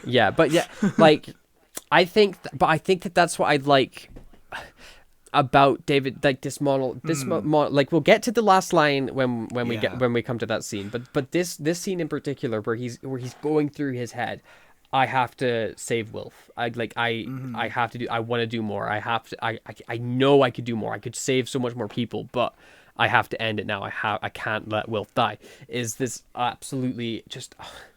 It's so good. I can't. Yeah. I want more monologues in my TV shows. That's why I love Breaking Bad. Breaking Bad's just monologues the show. Like. What I've come to love about this regeneration is it's the first regeneration where the Doctor kind of goes, yeah, I can regenerate, but it's basically a new man that goes off and saves other people. I won't be the same. I won't be me. Yeah. I'll be a different person entirely. You know what else I really like about this specific sacrifice that David Tennant's Doctor has to make is it goes back to that small scale story that Russell T Davies originally wanted. Yeah. Because this is not David Tennant sacrificing his life to stop Gallifrey. This is not David Tennant sacrificing his life to stop the Master. This is him sacrificing his life to save an old man in a box. He's not saving the world. He's saving one guy. He's giving up his entire life to save one guy. Like, it's fucking perfect. Like, because the whole time it's like set to be this huge scale. Like, the universe is ending. Gallifrey's back. It's like none of that's important. It's about saving one man. Like, I'm secretly kind of hoping the next time we see Wilf, he's like, hey, wait a minute, you're the same person. You look exactly the same. What the fuck happened? After all the speech, you made me feel guilty for ending your life. Do you know how much survivor's guilt I've had? That is going to be an interesting conversation. Like, how the fuck is he going to come back? I think part of it is that maybe, his last line is, I don't want to go. And we'll get into that. But maybe the toy maker, who's rumored to be the villain, it's seemingly confirmed he's basically the villain of the new trilogy of specials next year. Maybe the toy maker kind of grants the Doctor a wish, perhaps, and brings him back. And maybe the Doctor's lesson in that trilogy is, maybe I don't want to go back to being me. Maybe I want to keep going forward. I don't want to rely on nostalgia. Could be. It could be like a whole lesson for, like, it could also apply to the show, 2 feet kind of thing, You don't need to keep on relying on nostalgia. Yeah, new ideas, be bold. And I wonder if Russell T Davies kind of regrets the overload of nostalgia in this episode. We'll get into that and how it applies to the Moffat era. Yeah. But there's a great line just before David Tennant steps into the box. It's like as he's doing it, because he's just like he's finished like shouting at Wilfred and shouting at himself and stuff. And then Wilfred's like, "Okay, just leave me. It's fine. Just leave me to die. It's okay." And then like as David Tennant's getting in the box, Wilfred, "It's my honor." And it's like, oh my god, like it's, oh my god, it's so cool. It's so good. And then seemingly he steps into the box at the exact right time because then I know, he fucking timed it. Yeah, timed it so well. Like. If David Tennant kept on his monologue for like 2 seconds more, Wilfred would be dead. Yeah, fuck. Like, but then David Tennant gets filled with radiation. He crumbles to the ground in agony, and then there's silence. You assume he's dead, but then he moves and he gets up again. As a kid, when David Tennant hit his face, I was like, "Oh my god, has he regenerated already?" And I was expecting Matt Smith to look up at him. Yeah. Which would have been a fun way to do regeneration. It would have been a real classic Who way of regenerating as well. Yeah, because, we talked about it recently in The 10th Planet, where the original concept for regeneration was that William Hartnell would be lying on the ground, face down, covered by a cloak, And then next week we'd tune in and Patrick Troughton would take off the coat and it'd be him. Yeah. Which would have been an interesting way to do the regeneration here. It'd be such a surprise. It would be a huge surprise, especially because, the last regeneration with Eccleston was this gigantic explosion. And this one, it ends up just being another gigantic explosion. But yeah, and also Matt Smith, another gigantic explosion. Yeah, and then Capaldi was at you. I am so glad when Jodie Whittaker regenerated and she's like, I'm gonna fucking step out of the TARDIS. Yeah, I don't want to destroy it again. Yeah. But I mean, Matt Smith didn't destroy it. He regenerated outside the TARDIS as well. Because remember, he was the old guy, old Matt Smith, and then he did his huge regeneration, destroyed all the Daleks and shit. And then when he went back into the TARDIS, it was just that last little bit of regeneration energy where he changed face. Like. Oh yeah. Yeah. Yeah, but I'm thinking of Capaldi to Jodie Whittaker, where again she just sort of flies around and like she pushes a button and then she falls out the TARDIS. Falls out, yeah. Yeah. But David Tennant steps out of the TARDIS and he's like, "Oh shit, I'm alive. This is nice, cool." Well, I guess I was dramatic for no reason. Imagine if the show just kept going like from there. Like it's like we'll just move on. Like in the entire season, this is David Tennant keeps like thinking he's about to die. Like. Yeah, I wrote down in my notes. I like to imagine that just David Tennant continues for another 2 seasons. This is just him being a big baby over nothing. It's just really dramatic in every episode. He's like, "Oh my god, I'm gonna die again." But Wilfred is like, "Oh my god, you're gonna be covered in scars. You're like all caught up from that time you fell through the fucking ceiling." And David Tennant rubs his face, and all the cuts go away in the most gross sound effect ever. It's like it's like fucking like on BBC iPlayer, it's described as crinkling. Yeah, it's like crinkling your skin. It's like tinfoil. Like. But all his cuts go away, and Wilfred is shocked, and David Tennant's like, "Ah, fuck. I'm regenerating. It's starting real slow, like how it started with Matt Smith, where he was like, just an old man, and so his body started repairing his old cells before it got to regenerating his body, which is weird because it didn't do it with the other old doctors. Yeah, but... it didn't happen with Hartnell. Yeah. But I guess the only reason why that happened was because you don't want to see old man Matt Smith. Yeah, you want to see the actual Matt you want to see Smith. Matt Smith in his bad wig saying goodbye to Karen Gillan in her terrible wig. Like, God, terrible wigs all over the place. Just both happen to be doing movies where they were bald. But this is also where we get our goodbye to Wilfred. Although David Tennant does say here he's going to see Wilfred again. This isn't one last time, which was a fucking lie because we're going to see him again next year. Yeah. So yeah, he fucking lied to Wilfred. Yeah, he did. Although technically, this is the last time the 10th Doctor sees Wilfred. True. I still don't. I'm not sure how I feel about the David Tennant becoming the 14th Doctor. I don't like the two 10 and 14. Same actor playing. Yeah. We'll see how. I'm hoping there's a twist where it turns out where David Tennant's like, yeah, you're the real 14th Doctor. Should he got that exact line? See, I think I'd get annoyed at that point because then I'm like, why are you fucking around with all this misinformation saying 14th and 15th and 14th? You're just confusing people. Bro, they've already confused people with the War Doctor and the million other Doctors. I think Timeless Children arc. like Timeless Children you can ignore, right? War Doctor's easy as fuck to understand. I think the hardship, there's people that... Do you remember the fucking comment you sent me? Something's like, "Oh my god, thanks for telling me David Tennant's leaving the show," when they revealed Shooty Gatwa's costume. Like, the fucking... Come on. Like... There's no winning. There's no winning. I remember being a shitty kid in 2013 when I was 15 years old, and I was like, I really love David Tennant as the 11th Doctor as soon as John Hurt was revealed. Even though my friend was like, but he's a 10th Doctor. I'm like, no, he's not. I did the same as a kid. Although I always would say David Tennant's the 10th Doctor, but if I was ever chatting with someone, because I love trying to figure out the Doctor incarnations because they don't make sense at all. Because like David Tennant is the 10th Doctor, but technically the 11th, but also technically the 12th because he regenerated into himself. Like he's done that twice now. Like it gets messy so quickly, like instantly. David Tennant has been in 1, 2, 3, 4, and soon to be 5 regeneration scenes now. Amazing. And then this is where David Tennant now goes on his nostalgia tour, looking back at his past companions and what they're up to.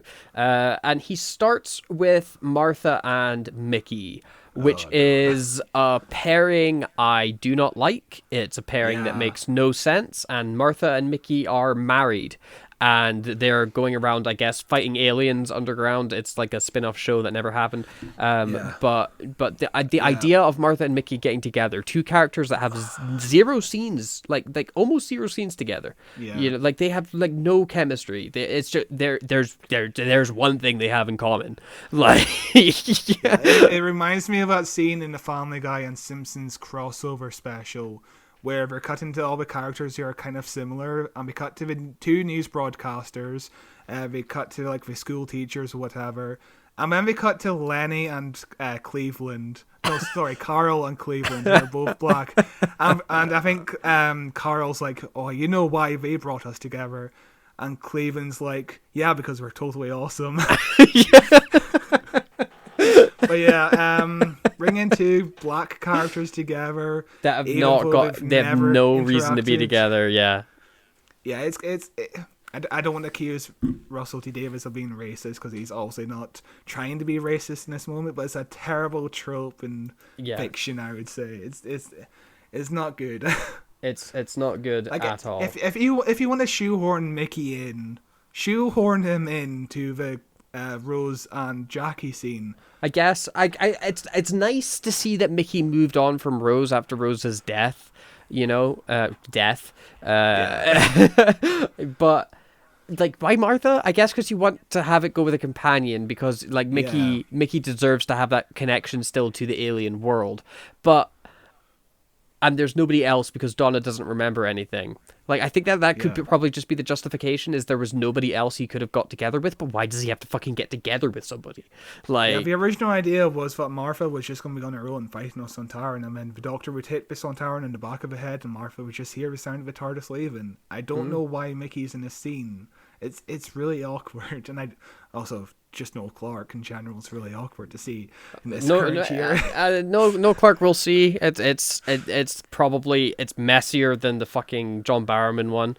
Like, for sure. Like God knows about the allegations. God knows about the documentary Noel Clark's making with Channel 4. God, like all the allegations I think have been dropped now.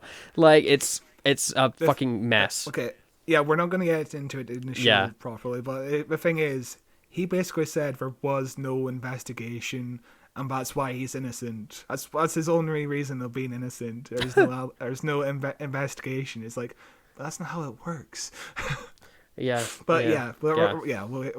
avoid that topic. God knows. I liked Mickey. I'm separating him from anybody else. But we then move on to Sarah Jane Adventures as the kid without a belly button is walking down the street. Luke. Yeah, Luke, he's got no belly button.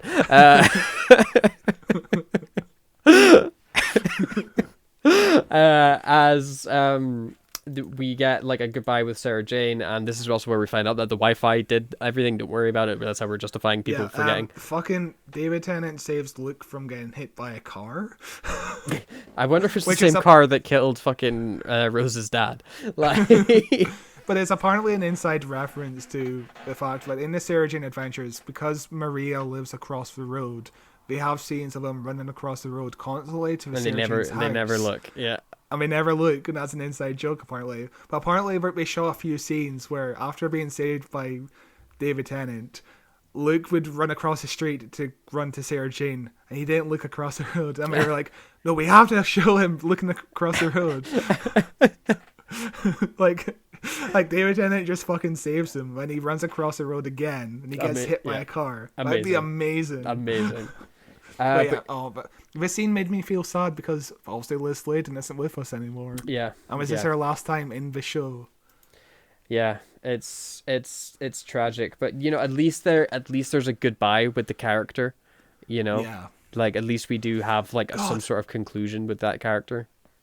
We almost skipped this without talking about Death of the Doctor, where it's revealed that he goes off to see every companion in this montage. And we have that brilliant scene in Death of the Doctor between Joe and the Doctor, which I really like. Yeah. It's oh god, David Tennant was a busy man saying goodbye to everybody. Which he was. Like, can you hold off regenerating? I guess you could for like a while. It would be like holding in like vomit or something, like you could fight it back for as long as you can until your body's like, no, it's got to come out right now, you know. I guess it would be like that, or a sneeze. Yeah. I do wonder where it drops off, because there's some companions he's only had for like one episode. Does he go back to Adam from series 1? He was a really shitty companion. No, he fucking hated Adam. He was like, Adam, fuck off. You went and got that brain thing, you dick. But we then cut to John Barrowman, who is in a Star Wars bar, which is just every alien that's ever appeared in the show.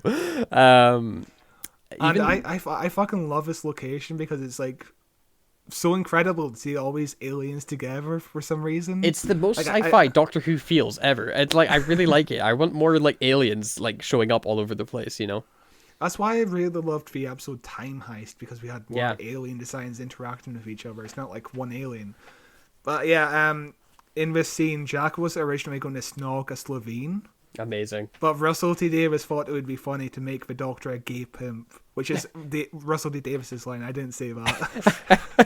Because this is where the Doctor sets Captain Jack up with Alonso from the Titanic episode, which is some very, very fun bit of flirting between the two of them. It's a very fun scene. Captain Jack will always have a special place. Such a good guy. This is probably the last time Doctor Who felt gay, I would say. Oh, well, give it time. Because there was times in Russell T Davies' era when you were watching it, he was like, "Yeah, this is 100% a gay show." Obviously, it's even more overt in Torchwood, but yeah, where every character in Torchwood was bi or gay. I really liked that about Torchwood. It was fun. We then cut to an interesting goodbye. Which is the goodbye. I get why they did it though. With the lady that played John Smith's wife, the actor's name, face I know, name I don't remember. She's from Spaced and also in Nativity 2. She plays David Tennant's wife, apparently. Or no, she plays like a newscaster or a singer or something. Fucking have no idea. But I know her from Spaced. Amazing show. But she is the aunt, like the granddaughter of the person that John Smith was engrossed with, and she wrote a book based off her grandmother's journals. Which I like. It's a good callback. It is a good callback. So the director of this episode, Euros Ross, I can't remember his last name, Euros or something, but he was thinking that this scene is kind of pointless because nobody would remember who Joan was, because obviously it had been like 2.5 years at this point. And her face is unrecognizable because she's only been in 2 episodes. And he screened this episode with this scene cut out, and Russell T Davies never noticed, and he was like, yeah, you never noticed that scene. You don't need it. And Russell T Davies was like, you need the scene in. And it's a nice scene. Yeah, I completely understand why he was like, you don't need this scene because it's a weird one to have. But I think it does add that little bit more, especially because like over the years, that 2-parter of fucking Human Nature, isn't it? Was it fucking that 2-parter has become like regarded as one of David Tennant's best episodes ever, you know, because it's fucking outstanding. And to actually be able to cap off that episode with like where David Tennant's like, was she happy, did she have a good life, you know, he still has that connection to her in his heart somewhere, you know. It's just this lovely little tick, little dot on the I to sending off his character, you know. What I find funny about this scene is it opens up with a man getting an autograph from her, and basically he's like, "Is this story true?" And she's like, "Yeah, it's true." And she basically tells him what the story is in the book. And it's like, yeah, he obviously likes the book a lot. Why are you telling him the story? Like it'd be like if he walked up to George Lucas and was like, "Yeah, can I get your autograph?" And he told him a story of Star Wars. Honestly, George Lucas probably would do that. But like, yeah, you see, it's about this farm boy named Luke. Yeah.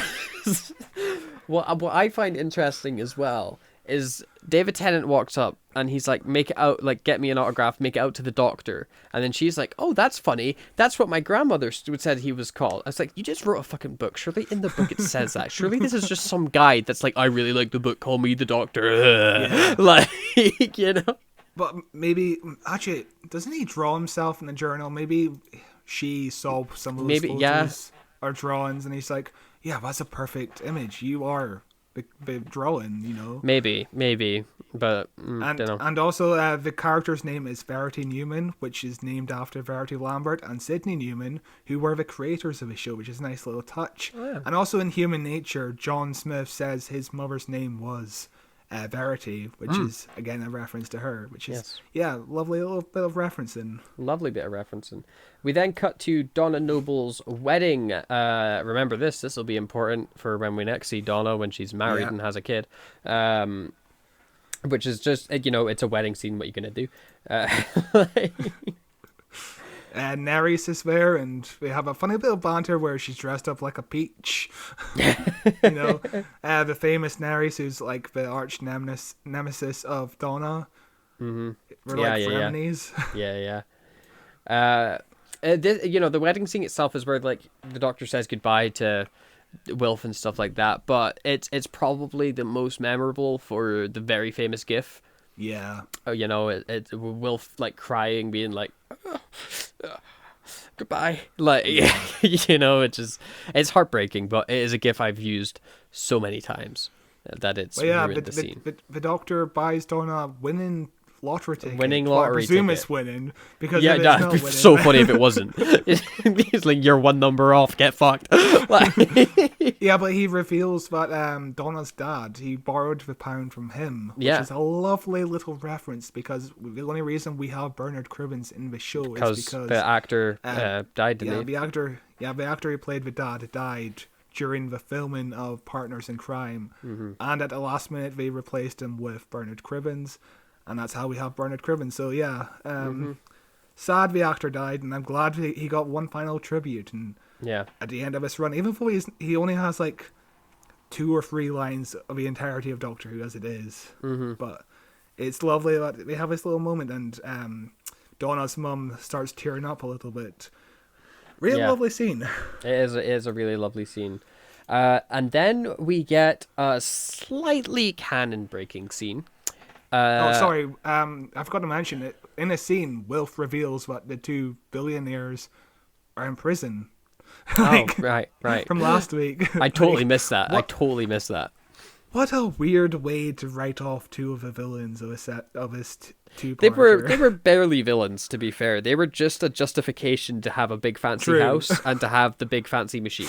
Like, you know, they were just a means to the end, to an end, really. But then we get a really weird, like a weirdly canon-breaking scene, which is we see Rose Tyler again, and we see Jackie Tyler, and they're saying like, oh, like fucking Happy New Year, whatever the fuck, and the doctor goes, fuck, I'm dying, as Rose is walking past him, and they have this lovely little conversation, and Rose says that it's the year 2005, it's January 1st, 2005, and the doctor's like, I think it's going to be a really good year, wink, wink, wink, wink, wink, wink, wink, wink, wink. And I guess that Rose just forgot. I guess, like, why would you remember that random conversation with somebody that you had on New Year's night? But to me, it feels like, oh, fucking, you're kind of teetering the line here. Like, could the Doctor just go back in time at any point and stalk Rose like a fucking creep? Like, yeah. I kind of go back and forth in a scene for a long time.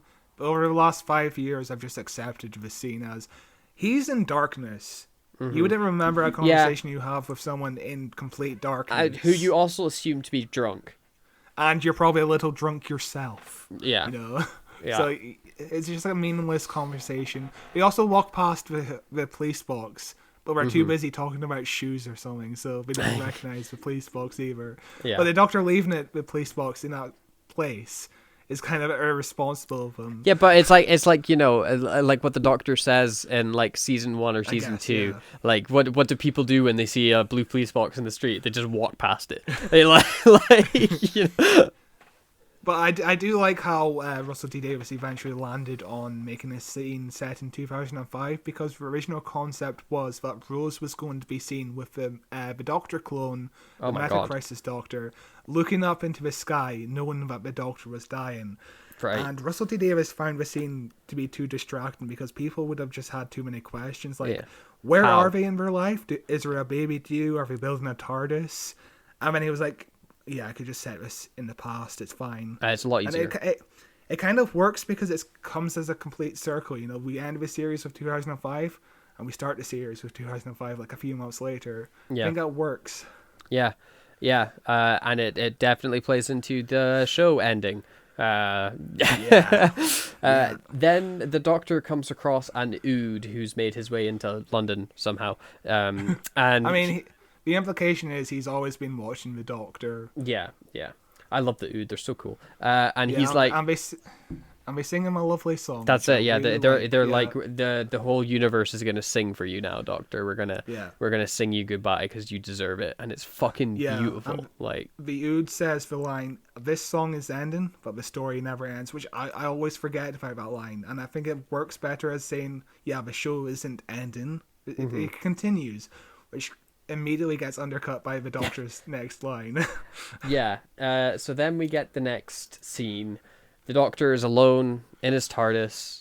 He's walking around. He's looking at everything. You know, he's said goodbye to everything. He's about to regenerate, and he goes, "I don't want to go." Yeah. Regenerates. It's a heartbreaking last line. There is no no denying that line makes you cry. Like, that is a fucking heartbreaking last line. I don't want to go, and then dies. Like, as a kid, I was in tears. I was in absolute tears as a kid. But now when I watch this line, it's like, I think the Doctor kind of goes off too cowardly. Basically, they shot 4 versions of the last line. One where he's completely brave and he goes through the spectrum, where he's in complete tears. He's even more heartbroken over this when he is in this final version. And David Tennant actually chose this because he thought it would be the most heartbreaking. Because if you see the Doctor full on crying, you might not cry yourself. Yeah. It's good acting, but I don't like the Doctor ending his life being cowardly. I would prefer the Doctor just accept it in a way.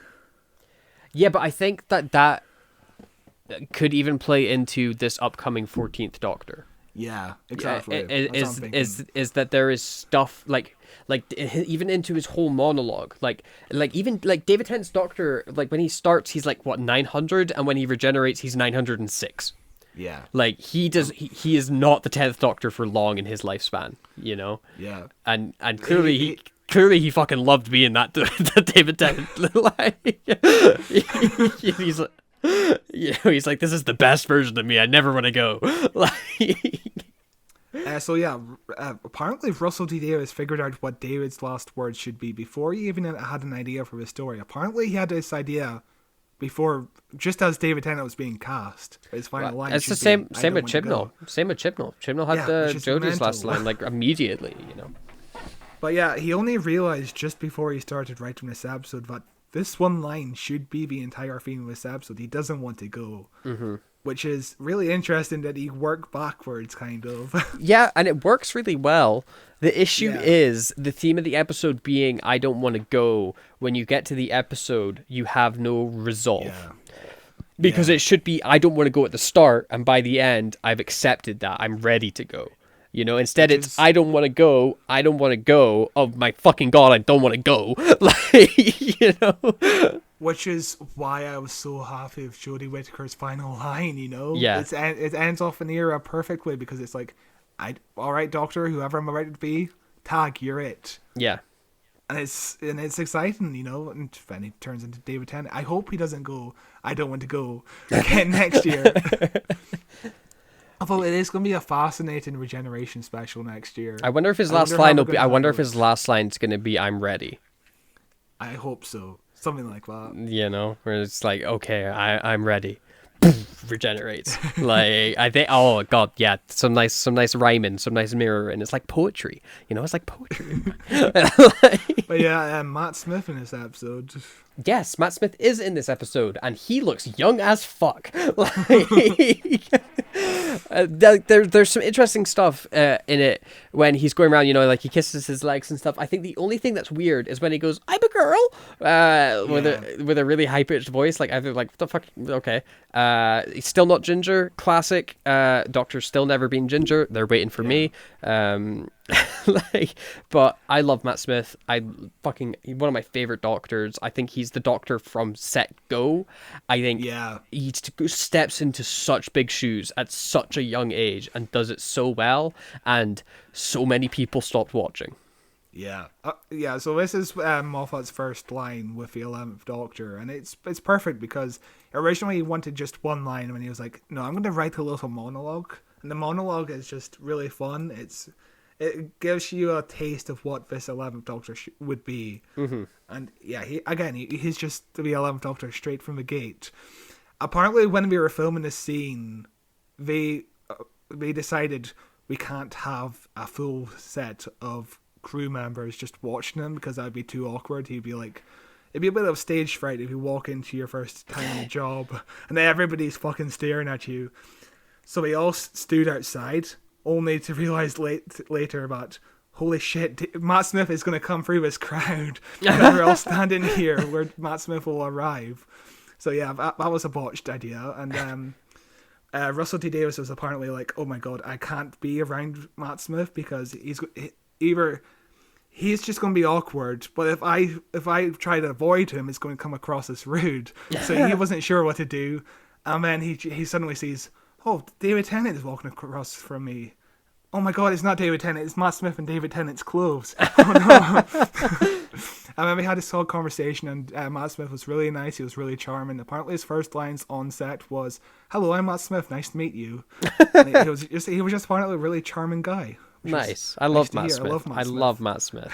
He's such a good actor as well. He's a fucking... I'm glad he's finally in something good again with House of Dragon, you know, because after he finished Doctor Who, he did fucking shit constantly. He was cast in nothing good. Like he was in Terminator Genesis, which is the worst Terminator movie. Yeah, he was in Terminator Gen Ice. You know, he was in a really shit Netflix horror film. He did like an indie film that I never saw, but that was the one where he shaved his head and was bald, and it fucked up his finale. I think I might have watched a bit of it. I don't know. I watched some shitty sci-fi movie with Matt Smith. Yeah, where he's got an American accent. He can't do American accents that well. Although Last Night in Soho, he was fucking great in that movie. He was so good in Last Night in Soho, yeah. As I sort of said, these past few years, Matt Smith's finally coming back, and he's finally getting cast in good stuff again, and I hope he goes on to do so many more things, because I fucking love him so much. I find it fascinating that he recently said he feels too old to play the Doctor again, which breaks my brain, because it just feels like he just left. I know. It's been a decade. But I think out of everybody that's ever played the Doctor, he could still go back and play his Doctor, because I mean his Doctor regenerated as an old man, so you can get away with it. Like, Plus, David Tennant came back in the 50th anniversary, and he looked so much older. Yeah, he had flat hair and all, but he looks younger now. I think David Tennant Yeah. Looks better than he With did. more hair. He's got more hair now. You know, he just more hair. And yeah. I was going to say something. Fuck. This has been a long podcast. It has. It does bring us to the end of the episode, Scott. So looking back at the End of Time Part 2 and even Part 1, just these 2 parts in total, you know, what are your thoughts these 13 years later? I kind of don't like this whole episode. I'm sorry to say. I like segments from this episode, especially the Doctor and Wilf moments. David Tennant is on his A game. He's probably never been better in the show. But the whole Time Lord stuff is pointless. The whole Master stuff is pointless, and that's the main crux of the episode. Just those 2 things, and they don't really work out in the end. I feel there's some good concepts in there with the whole Time Lords turned bad, but they only arrive on Earth for 9 minutes and they do nothing except stand in front of a white wall. I don't like it, but what are your thoughts? See, this is where I disagree with you, because I really like this episode. The Part 1, I completely agree. Part 1's a mess. It's all over the place. But I do not think that the crux of this episode is the Time Lords or the Master. I don't think that they're the point. I don't think that they're the crux. I think that they're their story so that there's plot moving forward. But the crux is the character drama in this episode. The crux is David Tennant is going towards his death and what's going to kill him. And you've got these huge like fucking earth-shattering events going on around him, you know, that seem like they should be important, but they're not important because they just get resolved. He just solves them. The important thing is one dude. You know, the story is about the relationship with the Doctor and Wilf. It's about, you know, the building up of these 2 men, these father figures, almost like father figures to each other. Wilfred fucking loves David Tennant. Like, you know, they're each other's dad. Like, it's about them. It's not about the Master taking over everybody's bodies. It's not about the Time Lords coming back. And I think those are just there to make it feel like the Doctor's gonna die by something horrible when he's gonna die by something tragic instead. This episode is so good. I think the issue that it falls into is it shouldn't be a 2-parter, because part 1 makes it seem like this is the Master's master plan. You know, the Master's the reason this is going on. Ha ha ha ha ha. When like Part 1 completely distracts from the actual drama of Part 2. You know? Yeah, my problem with Part 1 is it's like, the important things you should know about this story is Time Lords and the Master, and never go anywhere, and it feels like Part 1 was a complete waste. Oh yeah, it is. Yeah. But the way you're kind of describing it makes me kind of think of Rian Johnson's Star Wars, where it's all subverting the expectations. Yeah. I really like Rian Johnson's Star Wars. Same, except for that one subplot. Yeah, but even then, I still kind of like it a little bit, but not as much as the other stuff. But it's also the best shot ever in any Star Wars film. I fucking stand by it. I was sitting in the cinema and it all cut out silent as the fucking thing went through. I was like, oh my god! Like that scene with Snoke with the red background is fucking amazing. Oh my god, yeah. No, I'd say it's my favorite sequel. I don't like the sequels a lot, but Last Jedi is my favorite sequel. That's angered definitely at least one person. Like, but fucking come at me, like. God, how amazing would Part 9 be if they just hired Rian Johnson again? It would be great. Even Part 9 with the fucking dude they fired, his story seemed amazing. But he made a really shit film and got fired. fucking Matt Smith was going to be in Part 9. He was supposed to be like Palpatine. Like, he was going to be like a young Palpatine. Like, yeah, again, the poor guy just never gets his breaks. Never gets his break. He does now, but yeah. Took too long. But I'm a big fan of subversion of expectations in story, especially when it comes to character stuff, because I feel like it builds up this impact, you know? Yeah. The issue it falls into is if the audience can feel cheated. And I think that's what a lot of people have issues with like things like The Last Jedi, where they go in, they want a Star Wars movie. They want big fights, they want laser swords, they want spaceships. And instead what they get is a chase. Yeah, you know, they get a chase film the entire time. They're just getting chased in a spaceship. Like, it's fucking outstanding. Like, but it's not what people went to see the film for. you know? And when you're watching this finale, you're there to see the Doctor save the world, end the day, you know? But the saving the world, end the day, the stories don't even fucking make sense. I remember watching The Last Jedi for the first time now. I had mixed feelings. I had no idea what the fuck to feel. And then, I just watched it again and just really enjoyed it. Like, I really liked Rian Johnson as a director, and he's also... Glass Onion releases today on Netflix as this episode drops. Oh, nice. Fucking watch that. It's fucking excellent. Yes, I'm looking forward to watching that. Another problem I have with this episode, it definitely feels like the end of Doctor Who. Like, it does feel like the end of Doctor Who. Like, with it capping off in the 2005, and then with the Doctor regenerating and destroying the TARDIS again, and, you know, the I don't want to go, it does. You could end the show here, and people would be like, oh my god, the best show ever. You know, and with the Doctor saying I don't want to go and crying, you're like, most of the audience was probably like, yeah, I don't want you to go either. This show's gonna suck now, but you're gone. Most of the audience literally did say that.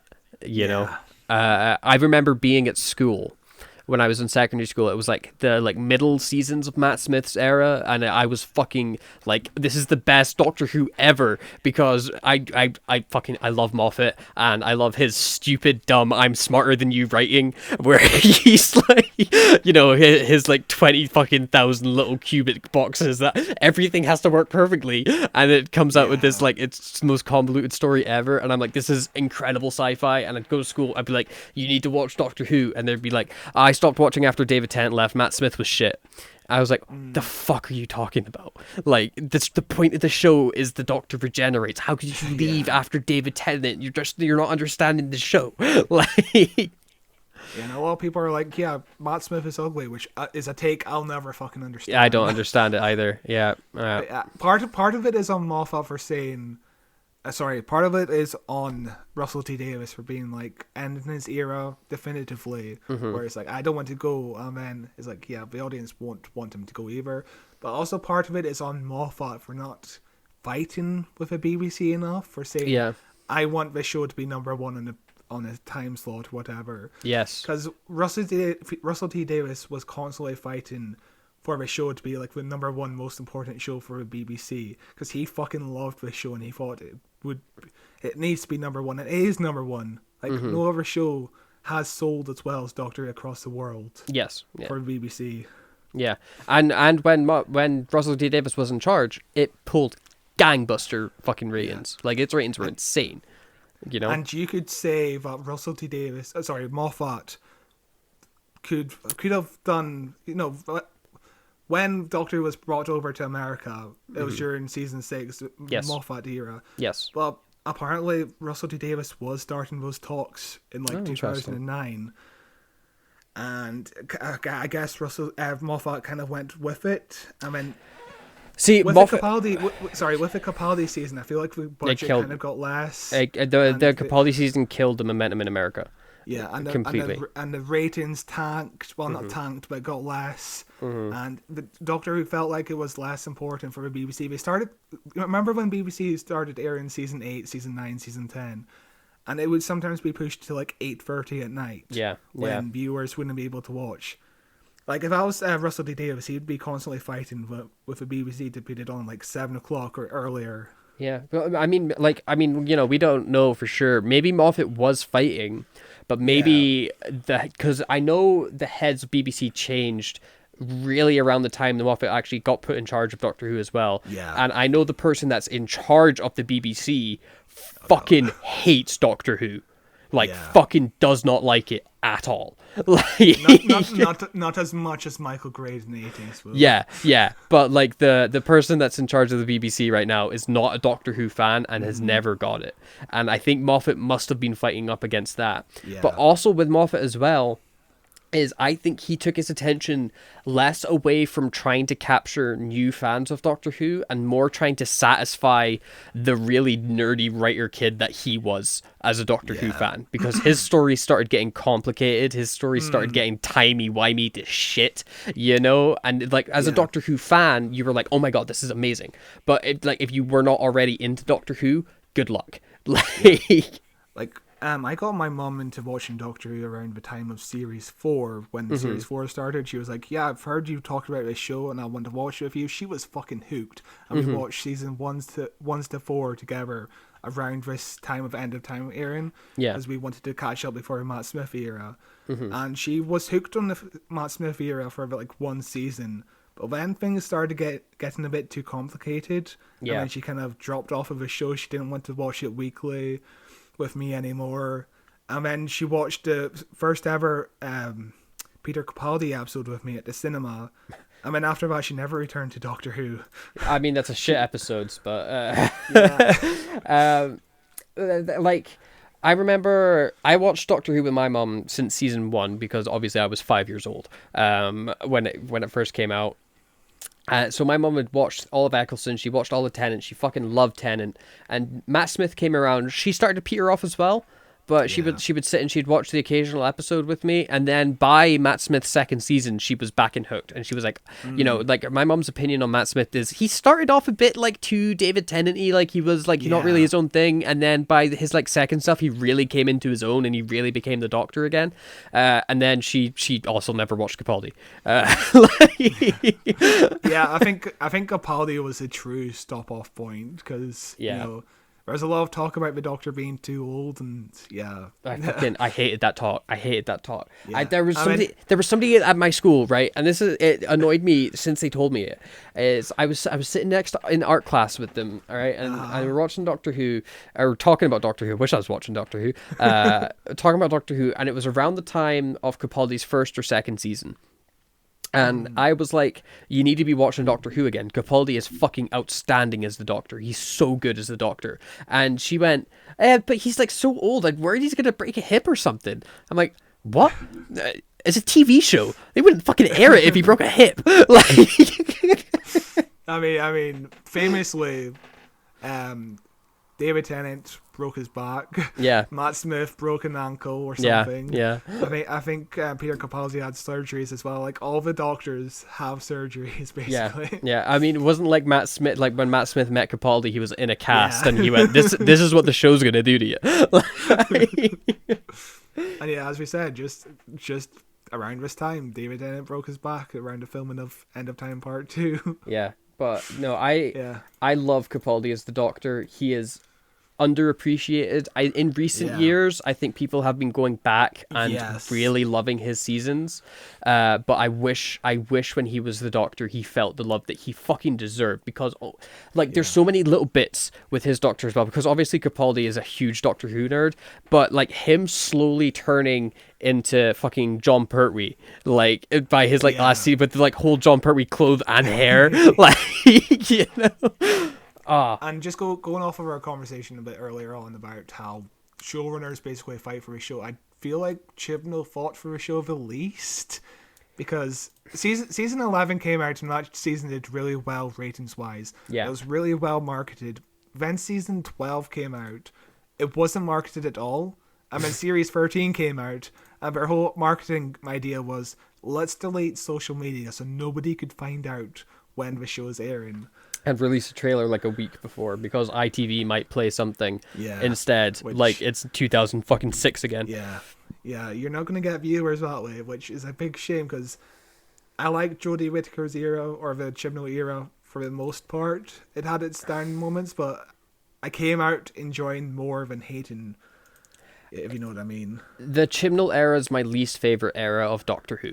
Yeah, same. Right. There's so many lows. So many lows in Chibnall's era, but there's the occasional high point that saves it. You know, there's the occasional fucking Rosa episode, or Demons of the Punjab, or fucking Orphan 55 where you want to kill yourself. Then or Kerblam, where it starts off as a really good episode, and it's like, Amazon is good actually. Yeah, or Paraxis, where it's just dog shit the whole time. Yeah, like Chibnall stuff, I don't feel like... But, like, I think Chibnall is where he falls into it. Like, Russell T Davies is very much in touch with modern times. He's active online. He's all over the place. Moffat, less so, but Moffat is a good writer. Like Moffat can just kind of like he can be smart and write what he wants, but when he tries to, especially nowadays, when he tries to write like modern stuff, like I'm thinking about that fucking show he did for the BBC with David Tennant in it. What the fuck was it called? Inside Man. Yeah, Inside Man, where somebody confused a USB stick for a Wi-Fi dongle, and that fucking pissed me off to no end. Like where he like Steve, Yeah, Stephen Moffat doesn't understand the internet. It's like at the start of Saint with Clara. Clara's first episode where she's like, "How could I find the Wi-Fi?" Yeah. Moffat doesn't understand internet, but Chibnall is not on social media. He's very much like a man who definitely reads the newspaper. Like he probably doesn't have a computer. Like, he is not in touch with younger people or modern society, really. He's very much in his ways. I don't blame him, because if he was on Twitter, he'd be getting like 20,000 death threats. Yeah, it would be miserable, absolutely miserable. Yes. But I think that plays into why his marketing for social media is not being as good, because he's simply not aware of it. Yeah. And you hit an interesting point. Russell T Davies is media savvy. He knows what the media is like and what it's.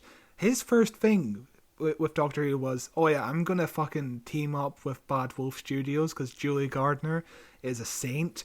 Julie Gardner is like a unsung hero. She was fighting for budgets and all that. She is amazing, and teaming up with Bad Wolf Studios, because you need to team up. You can't just rely on the BBC anymore, because the funding isn't there, and you have to expand wider. And that deal with Disney Plus. Yep. Release it internationally on the world's biggest streaming service. Yep. I mean, such a good move. It's not even that. He's even, and he got flack for this, but he is aware of what British newspapers are like.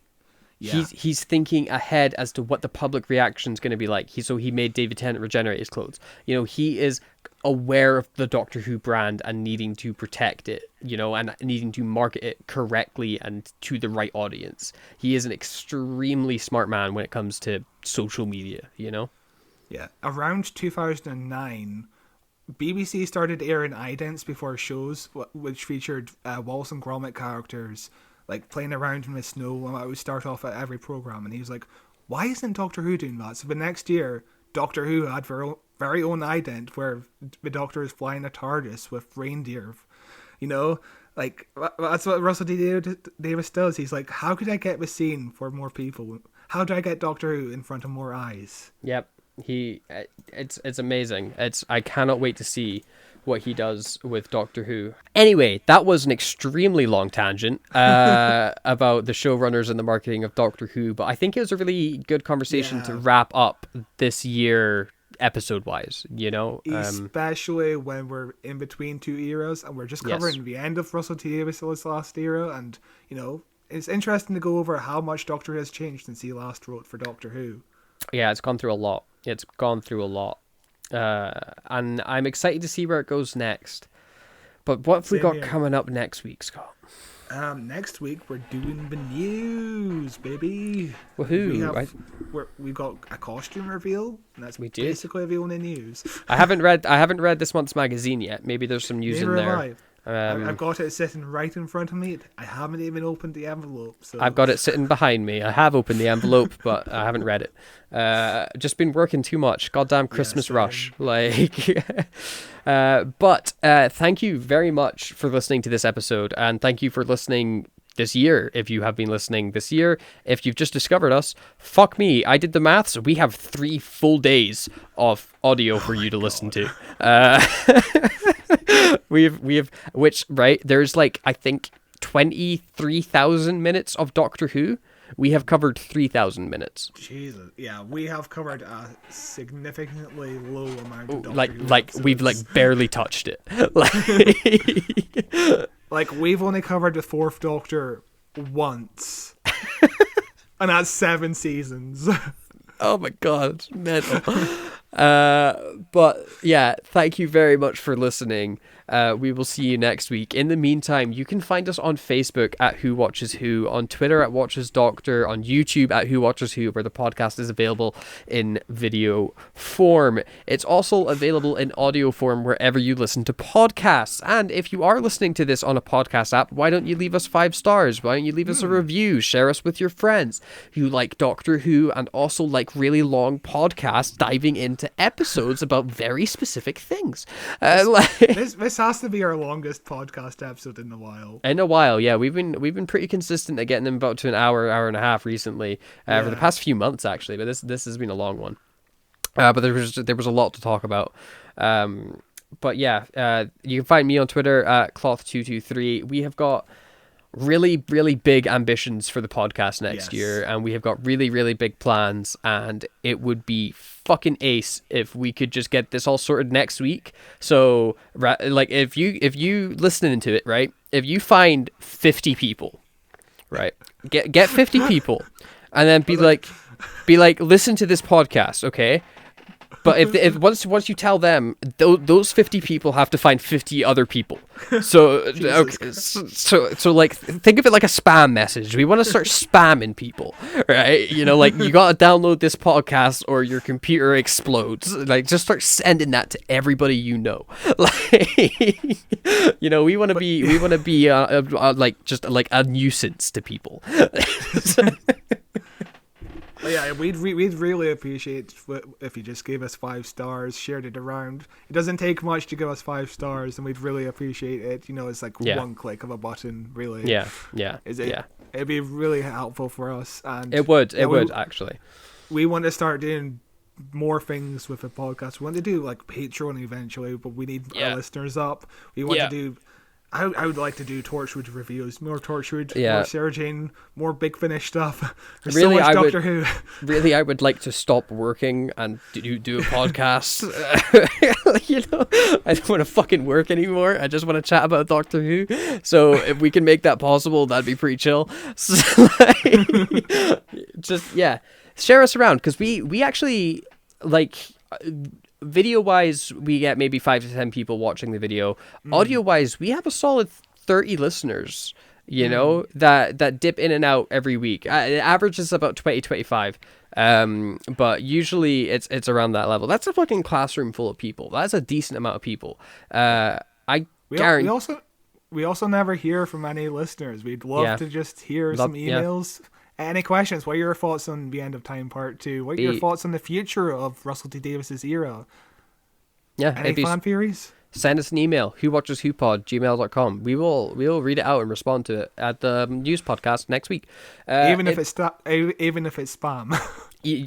Oh my! Scott, have you looked in our spam folder? No, I haven't. The past few weeks, somebody must have just sold the email address. We have got over 100 spam emails. Right. We have over 100 spam emails this week. I emptied the spam folder last week. It is insane the amount of spam we have at the moment.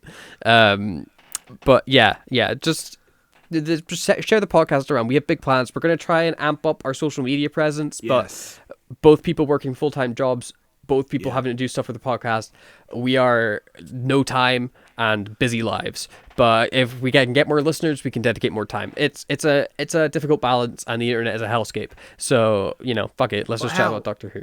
Even full-time jobs, we're still managing to get a podcast out every fucking week, which is insane for us. We've only been late like twice. That's incredible for us. And that was both like this month.